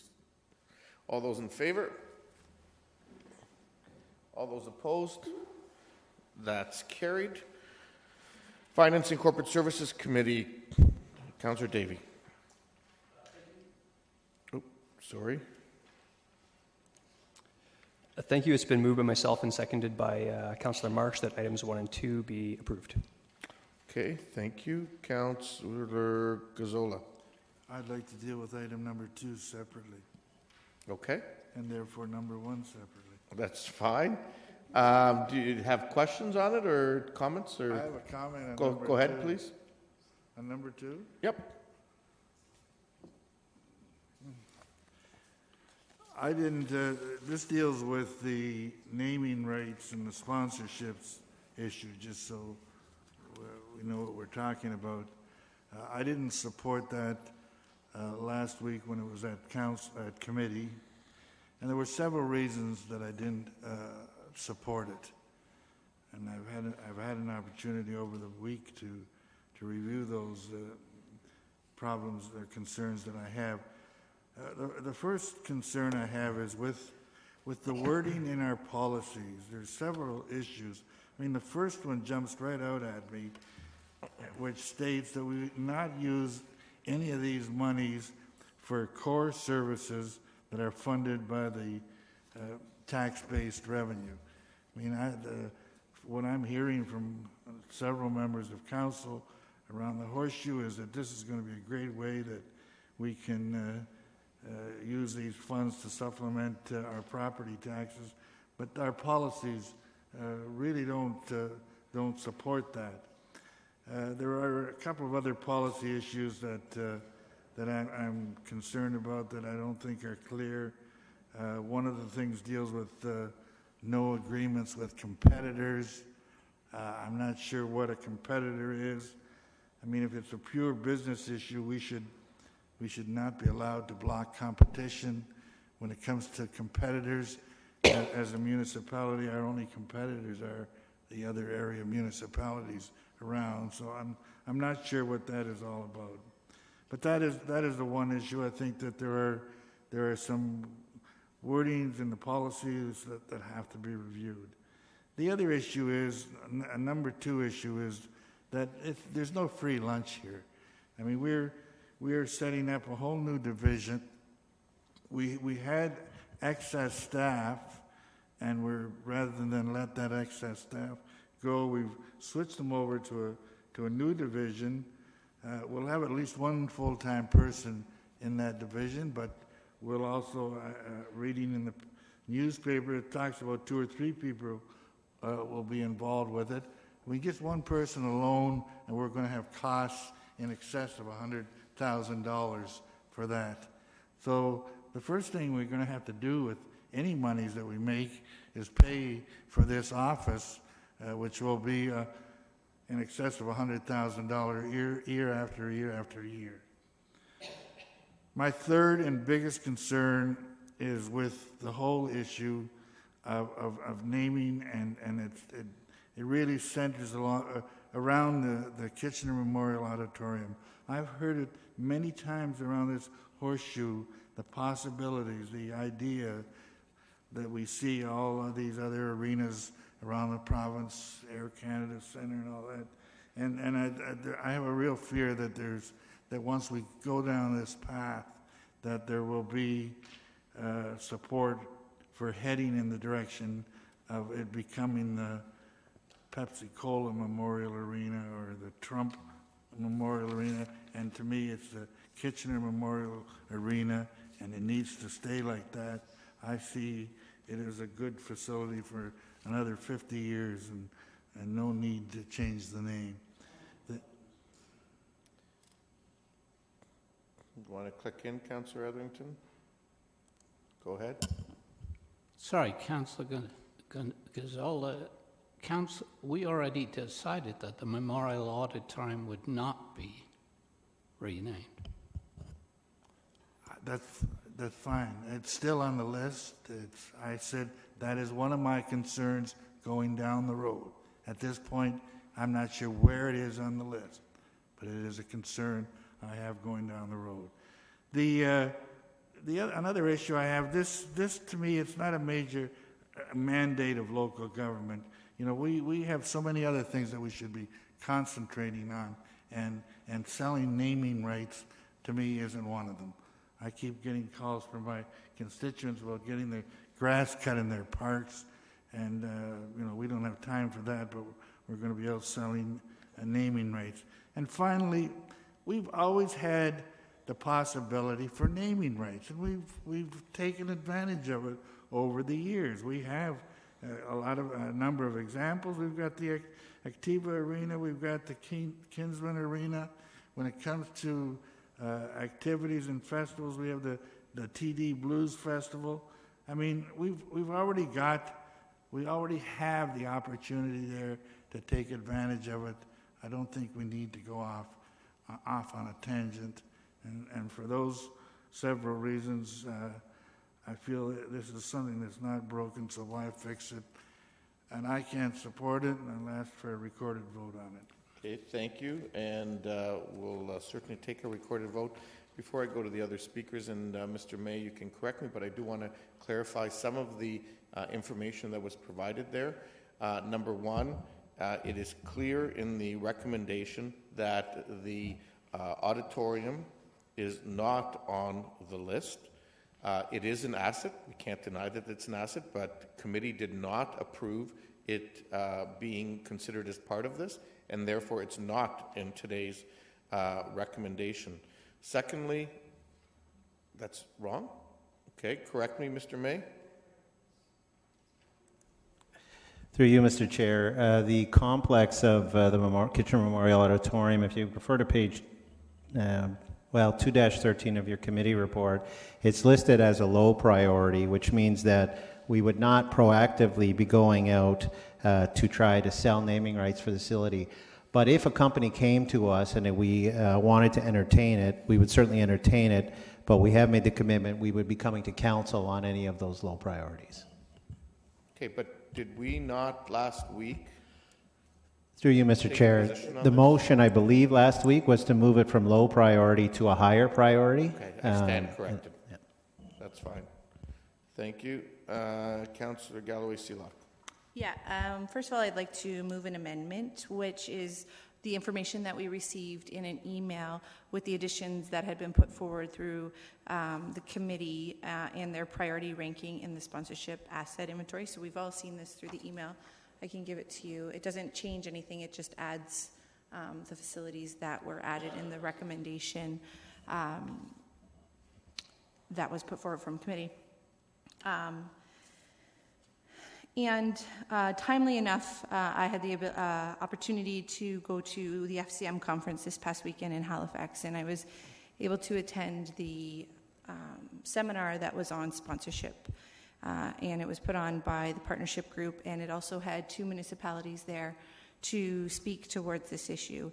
And I've got a lot of numbers that I can throw at you right now, but all these are Canadian numbers. And I can tell you that 66% of municipalities are involved in sponsorship. Of that, 50% have been doing so since 2013, and 47% have been doing it for over 5 years. And the main focus of all of the groups who are doing this, the municipalities that are doing this, are naming rights, association with programs, and association with events, which is the exact 3 priority areas that we have here. There's 94% of the 66% that are actively seeking naming rights. The term lengths are 5 to 10 years for naming rights.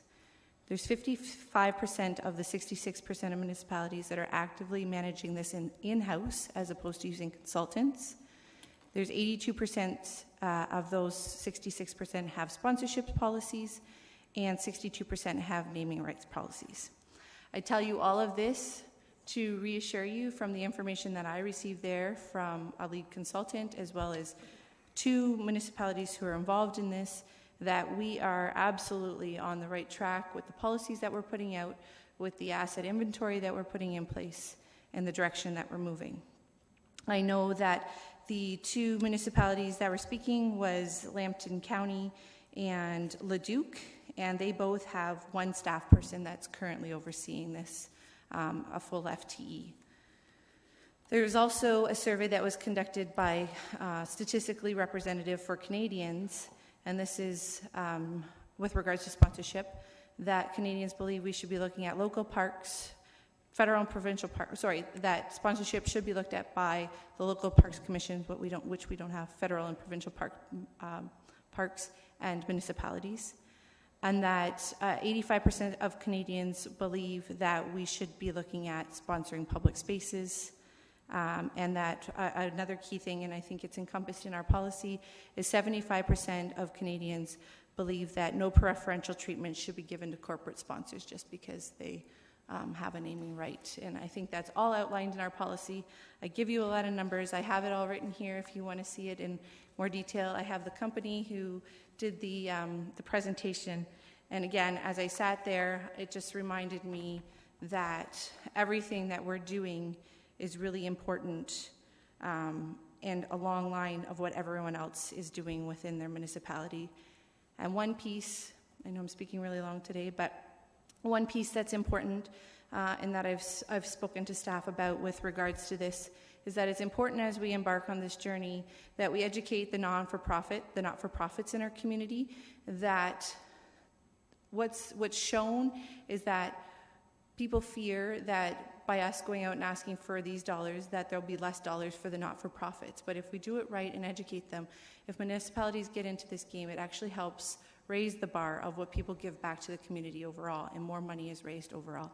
And I think that's something important that we need to communicate to our community as we continue to strive and move forward this specific program and asset that we have at the city. So I think it's a great way to help increase our revenues as we look for ways to try and alleviate the tax burden that our citizens currently have to pay.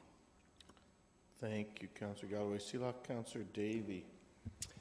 Thank you, Councillor Galloway-Seelock, for those informative numbers. I appreciate the context of what other municipalities are doing. I have one question of staff, because I think there was a lack of clarity and it stemmed out from the committee, and that is regarding the principles and conditions. There is a sentiment that's been out there that proceeds from sponsorship cannot go to offset the tax base. Now, when I read the policy, it says that revenue should not be used to fund core programs and services. But from my vantage, that doesn't necessarily mean, for example, if someone were to name one of the ice pads at Sports World, that the funding couldn't go to build a bench when it gets deteriorated or something along those lines, which would be a tax-supported thing. Can you confirm that, please? Mr. May? Through you, Mr. Chair, that's absolutely correct. And in fact, what we have learned is that donors or partners will want to see the asset that they've partnered with improve in some way as a result of their contribution. So it's very important, actually, that some of the money go to the kinds of things you've referenced. Okay. So in comment, I'm really actually quite surprised by Councillor Gazzola's approach on this, and especially the comment that there's more important things to be looking at. Because I think one of the key things that every municipality has to look at is ways to offset taxation as a funding source. We need to look at every avenue that we can look at within reason to make sure we're not going back to the taxpayers to fund every single amenity that we have. I think that taxpayers aren't really going to care if there's a little plaque somewhere that says a splash pad was sponsored by CIBC. I think they care whether there's a splash pad there or not. I think this is the future, this is the approach that I think municipalities have to look at. We have to start operating a little bit more like a business in terms of the assets we have, and I think this is an absolute priority, and I commend staff for the work they've done on this. Councillor Singh. Yeah, thank you, Mr. Mayor. I strongly agree with the past two comments. The mandate that this council, through its strat plan, has put forward, one component of it is effective and efficient city services. And I think enhancement and improvements of our amenity space speaks to that very point of effective and efficient city services. And it's even more effective and efficient if we can do it at a limited cost to our tax base and our taxpayer. So if we have an opportunity to go out there and create partnerships, and it really is partnerships with our business community, and I think it's even aspect of economic development where you're really showing to the business community that we're here to work with them as active participant and partners, and promoting and making available opportunities where they can promote their brand as well, and partnering with us and where it brings tangible benefit back to our community. So want to give compliments to our staff to have brought us to this point. I think this policy, it's been a uphill battle in defining exactly the best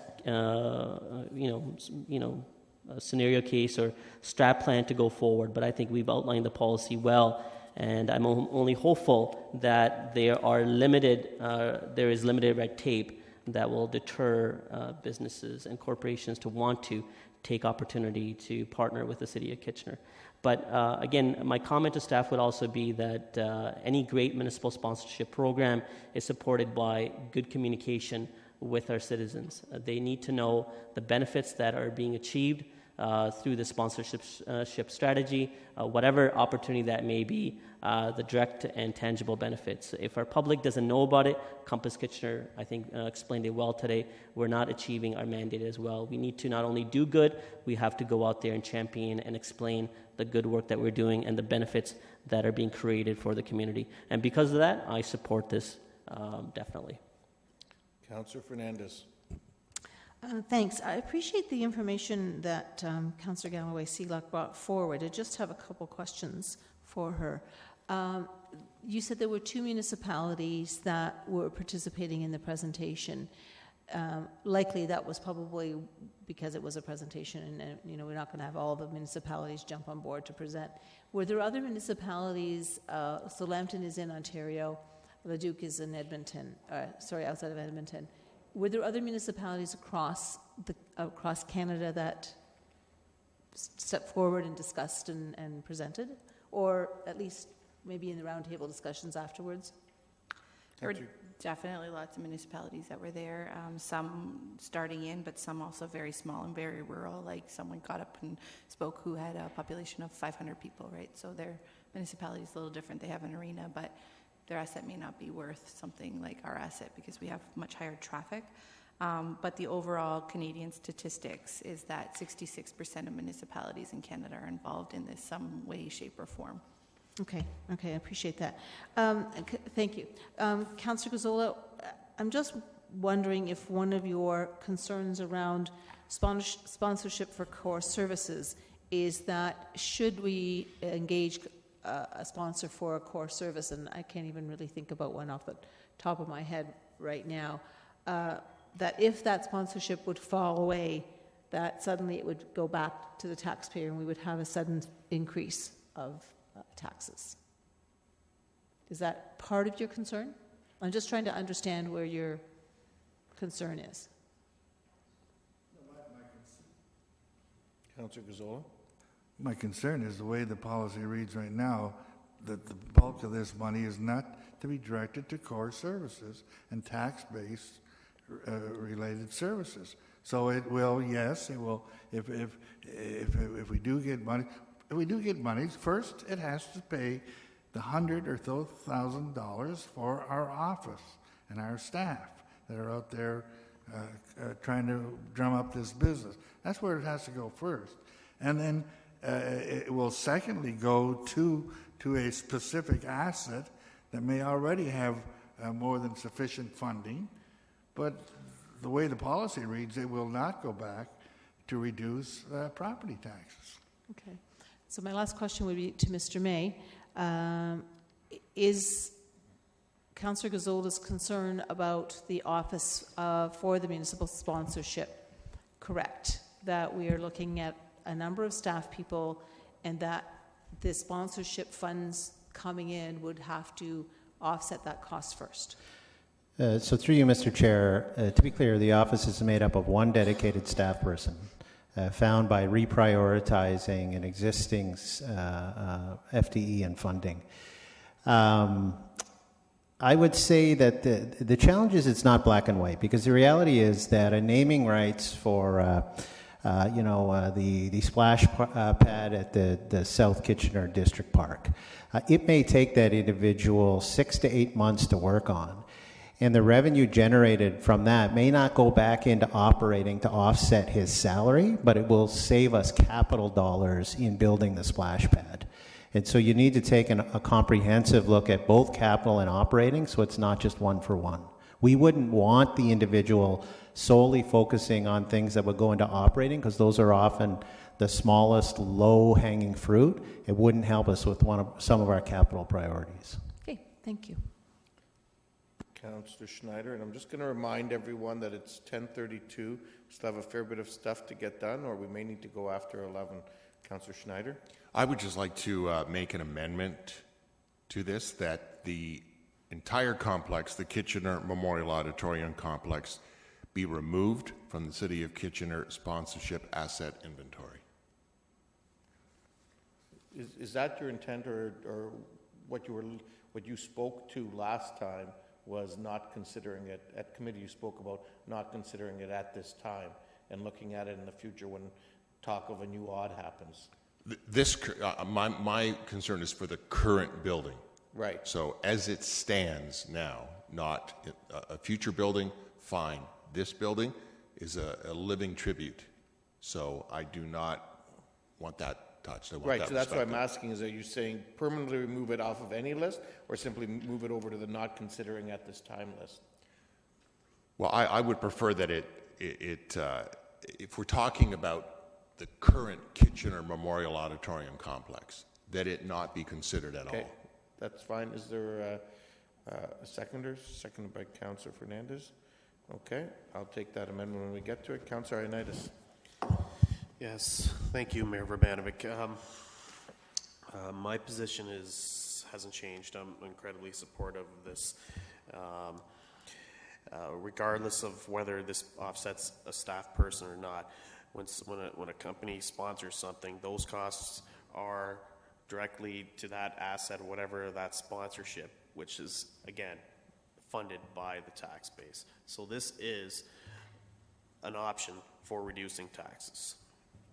And I think it was pretty clear, even in our mandate with council priorities. I think a position for establishing a sponsorship office is one of those priorities that we approved. So I mean, I think that's a non-issue right at this moment. Thirdly, if I know from when I was campaigning, and one of the times that I heard is, how do we get better services and without paying more taxes? Well, this is the one option, an option to offset that.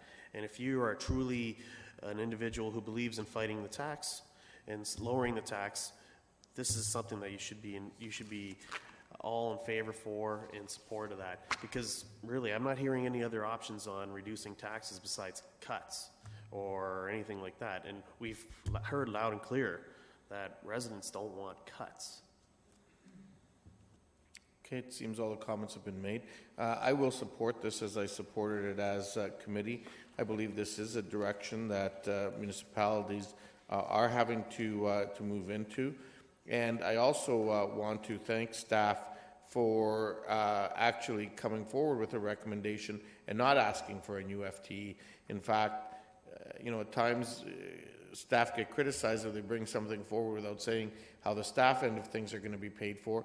And then on the other end, when they do come forward and say that they've got a way of doing it, then we can also be critical of it. So I think we need to sort of find the right balance in terms of that.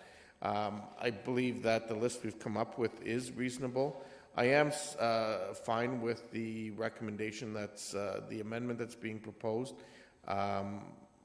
I am assuming that, and maybe this is the clarification that should be there, is that you're referring to the current building, and that's not in your amendment right now, Councillor Schneider? Yes. Okay. Yes, just the current building. A new arena, whenever that may be built, I'm fully open for that for sponsorship. Okay. So if that wording can be amended accordingly? Yeah, the clerk is doing that. Thank you. And that's all I need to say at this point. Councillor Davey? Yeah, sorry, I need a bit of clarification. Looking to either the councillor or staff, or both, I guess. So if this amendment passes, then if someone were to approach us with an offer, we wouldn't even get to know about what that offer was. Is that the intention?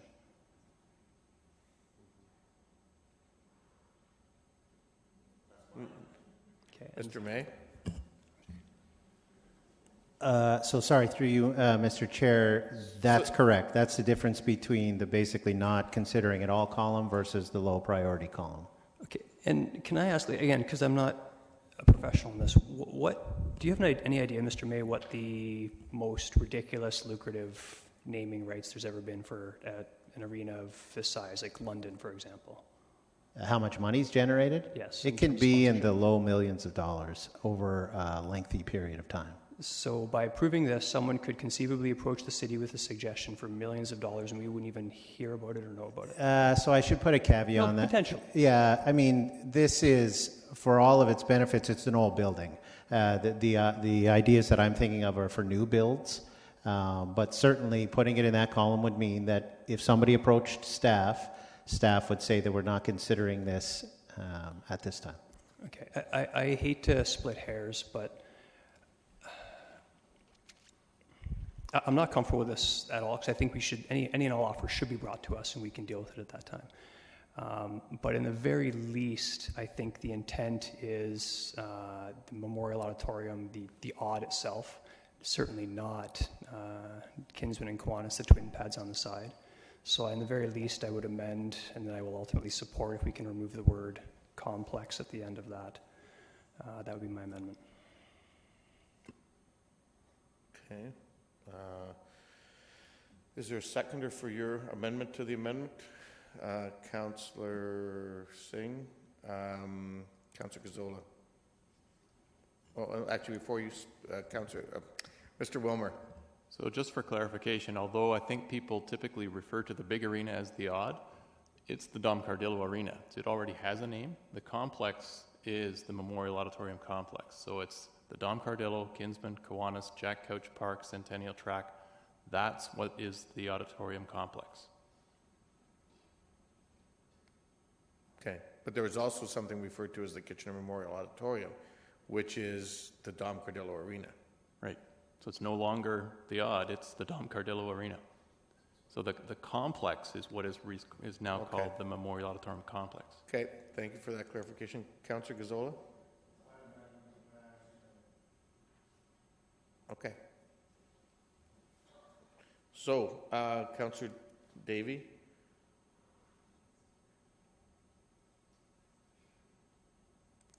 I withdraw the amendment to the amendment. I'm not going to support this, not because I want to be 100% clear.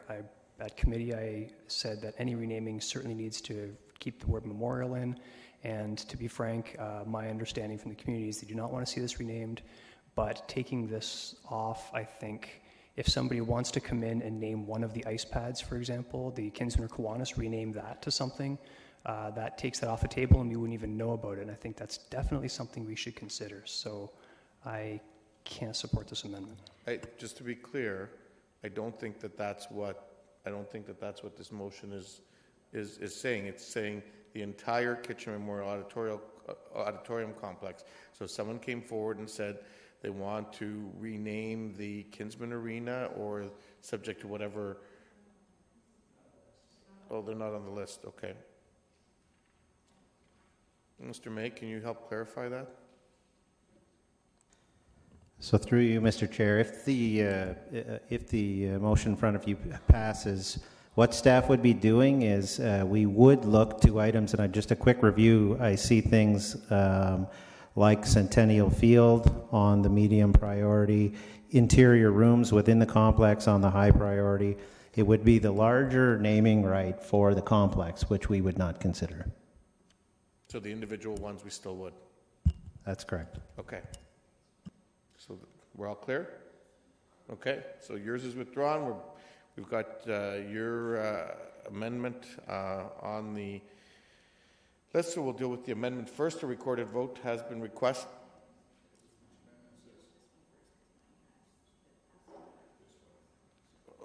Isn't yours included as part of the main motion?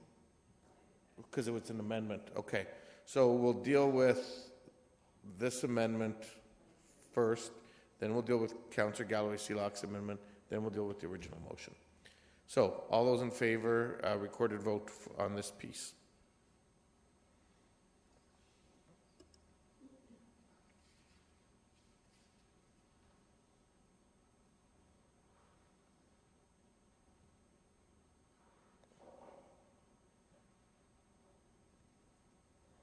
And that's carried unanimously. We'll then deal with Councillor Galloway-Seelock's amendment, which is a reflection of the email we got from staff based on the direction that committee gave last week. And that was on the screen previously. Yeah, so the odd would be obviously removed from that list. So it's all the stuff in, is it stuff in gray? Yes, the stuff in gray that we're dealing with, a recorded vote.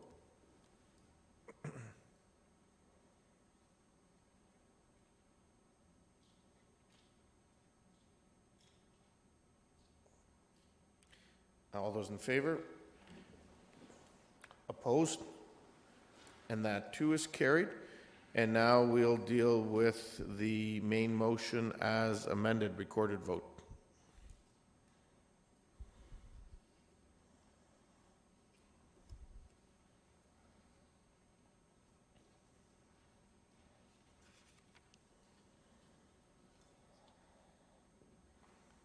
All those in favor? Opposed? That's carried. We'll move on to balance. Oh, actually, we have to also deal with number 1, Finance and Corporate Services. All those in favor? Opposed? That's carried.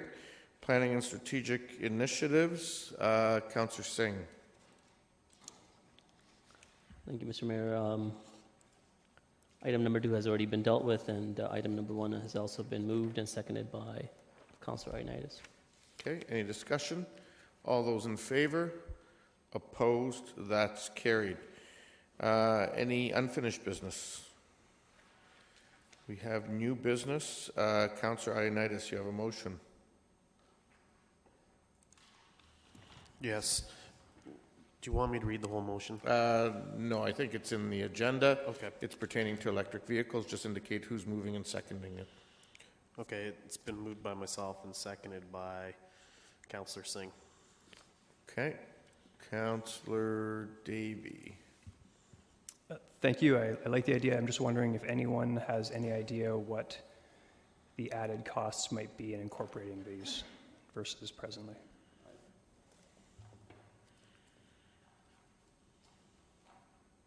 I don't. Oh, Councillor Singh, I think, wanted to answer. Councillor Singh, you have an answer? I do. Okay. Just when I saw the motion that was coming forward, and I was impressed that Councillor Ioannidis had picked up on it, just did some investigation as to what the province of Quebec is doing, and they've outlined through their publication that for new build, it's approximately around 400, whereas retrofit is close to around 1,000. Okay, thank you. And also the article also said that the province of Quebec is also considering grants to encourage already built homes. Okay, Councillor Gazzola. Yeah, I wanted a little further explanation on something that we're approving, and so I heard a figure of 400 and a figure of 1,000. What does that mean? What does it mean? Well, I think what does it mean that we're supporting this motion? What impact is it going to have on the development industry? They're the ones that know about this. What does it mean? Well, what it means... Sounds nice, but what does it really mean? Well, what it means, I think you heard, is that the added cost on a new build is approximately $400, and to retrofit is approximately $1,000, and the motion requests that we ask the province to amend the building code to see a 220-volt plug be included in new builds. And That's what it means. And we're going so that means it's we're increasing the cost by two and a half times. We're increasing the cost by $400. Yeah. We're going from 400 to 1,000. Thousands are retrofit. Thousands are retrofit. So if you were to go... Okay, Councillor Ioannidis, you don't have the floor right now. Councillor Gazzola? No, I'm just... we bring in a nice, fancy resolution, but we have no report with it. We're being asked to approve something. We don't even know what the hell we're talking about. Well, Councillor Gazzola, as you're aware, members of council are able to give notice of motions, as many members of council have in the past, and council considers them and makes a decision. And you can either vote in favor or against it. Or you have the option of moving a deferral if that's what you want to do. Councillor Marsh. Well, as the owner of an electric vehicle, I just want to put it out there that this motion is something that I'm in favor of, but it's not something that I feel I have a pecuniary interest in, as I'm not building any new building and I'm not planning to be involved in any such thing. But I would say that because the Ontario government is putting in millions and millions of dollars towards encouraging our population to start using electric vehicles, that this would be all we're doing is putting it forward so for the province to consider, and then they can bring forward the details. We don't need to have a report of staff. This is a provincial issue at this point. Councillor Singh. Yeah, thank you, Mr. Mayor. As I already said, I was intrigued by the motion and did some follow-up research on it. And again, the article that I had read also outlined that currently the province of Quebec has some 8,000 EVs in its province, and they are endeavoring to have around 100,000 by 2020. I think, obviously, in our efforts to curtail climate change and control, carbon emissions, I think this is a good step. And leading by good example, and province of Ontario should also obviously consider good measures, and I think this gives a good recommendation to the province to look at that. Thank you, Councillor Ioannidis. You have the last word. Yeah. Councillor Singh has taken a lot of my comments, but I guess overall, when you're looking at an electric vehicle, I guess considering the incentives that are being offered by the province and I think federally too, the uptake and adoption of electric vehicles is, it makes sense that the building codes reflect that. And as Councillor Singh had pointed out, on a new build, that's $400. So it makes sense to have that legislation in so that they can only have to spend $1,000 later to put that in. So, I mean, it makes sense to have it in right off the bat. And again, it is a small step, and but I think it's a meaningful step that I think the province can implement, and I think Quebec is leading the way, and I think our province should as well follow. Okay, thank you. So the motion has been moved and seconded. All those in favor? Opposed? That's carried. We'll move on to 9B, but before we do, it is 10:50. I think we're going to need a few extra minutes, but we'll be done. So moved by Councillor Davey, seconded by Councillor Fernandez. We need unanimous consent to go past 11. All those in favor? That's carried unanimously. Thank you. Councillor Marsh, your motion, please. Thank you. I will not read the entire motion, but shall I read the last three? Well, I think it's in there. It's if you can just say what it's about very Okay. succinctly. So the motion I'm bringing forward is addressing the reality of human trafficking that's happening right here in our community and across Ontario, and it's a call to the provincial government to act on developing a coordinated approach to help victims of human trafficking and to put the proper supports in place. Okay. Councillor Galloway-Seelock? Okay. Any discussion? All those in favor then? Opposed? That's carried unanimously as well. Regional Council update. Just three very quick things. As I mentioned earlier, the region received the Green Champion Award at FCM for the Bright Up Block and the Waterloo Region Climate Action Plan. Those are two awards that we previously won, but we won the comprehensive award that was presented at the banquet on Sunday night, and Mayor Craig, who stayed until Sunday night, received that on behalf of all of us at the region. Sorry? Okay. Number two, Uber debate is happening on Wednesday at the region, so we'll be dealing with that issue. It will be probably the second last time, I hope I'm not jinxing it, that we're addressing the issue. There'll be some general principles that the intent is that council will pass with a final recommendation to be dealt with later in the summer. I was going to do an FCM update, but I'll leave that for the next meeting since we're running late as it is. Councillor Galloway-Seelock, okay, I'll come to you. Questions and answers? Councillor Etherington? One quick question, Mr. Mayor, and because of the time, I'll make it fast.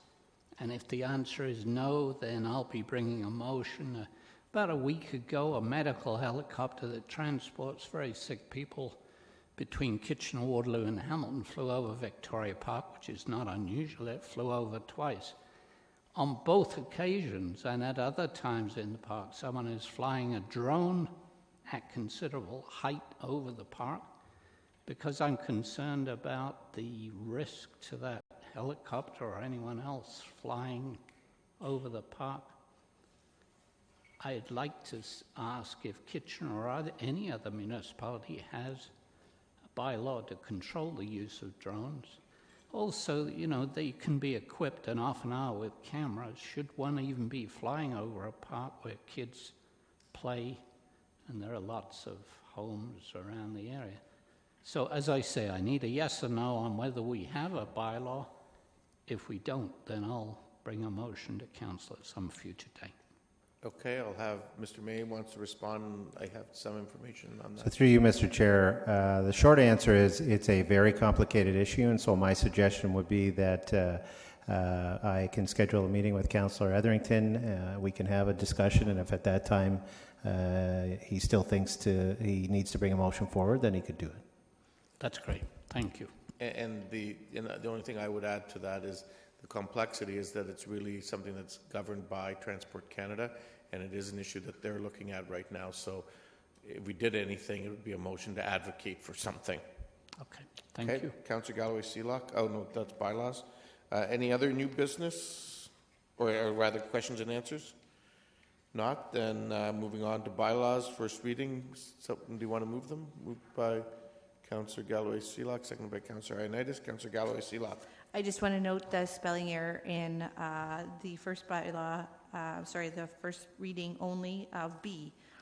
I think they forgot the P and the E in the permits. Second sentence, very end. That's right, and the issuing of permits. Yes. So we'll make that correction in the bylaws. Any discussion? All those in favor? Opposed? That's carried. 7-1. Sorry. Actually, my mistake. It's been moved by Councillor Davies, seconded by Councillor Gazzola, that leave be given the mover and seconder to introduce the bylaws listed on the agenda, and that the same be taken as read a first time and stand referred to committee of the whole. All in favor? Opposed? That's carried. It's been moved by Councillor Singh that council resolve itself into the committee of the whole. All in favor? Opposed? That's carried. Councillor Singh, if you can click in, please. Thank you. It's been moved by Councillor Galloway-Sealock, reading of the bylaws, second reading of the bylaws. All those in favor? Opposed? And that carries. Item number 1, or I guess it's 2. The fence variance bylaw, moved by Councillor Fernandez. Any questions? Sorry? Oh, you have a conflict on that one?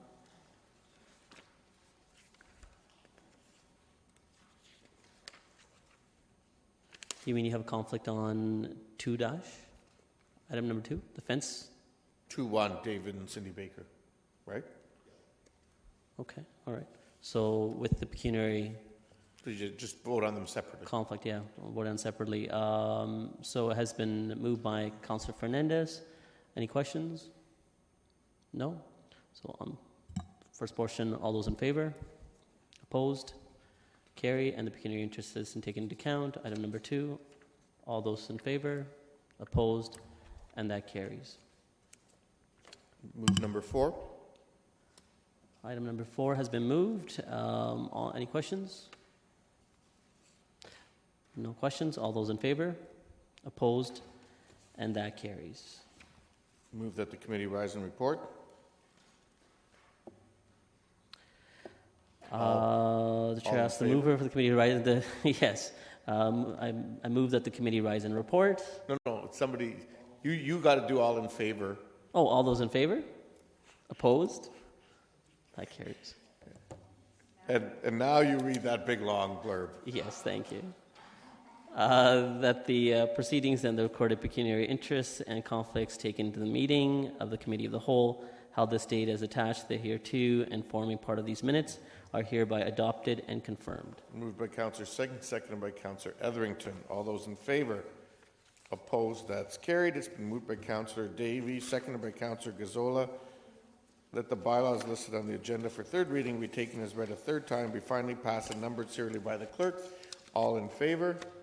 Opposed? That's carried. And moved by Councillor Marsh that we now adjourn. All those in favor? Opposed? That's carried. And we did that even before 11 o'clock. Good job, everyone.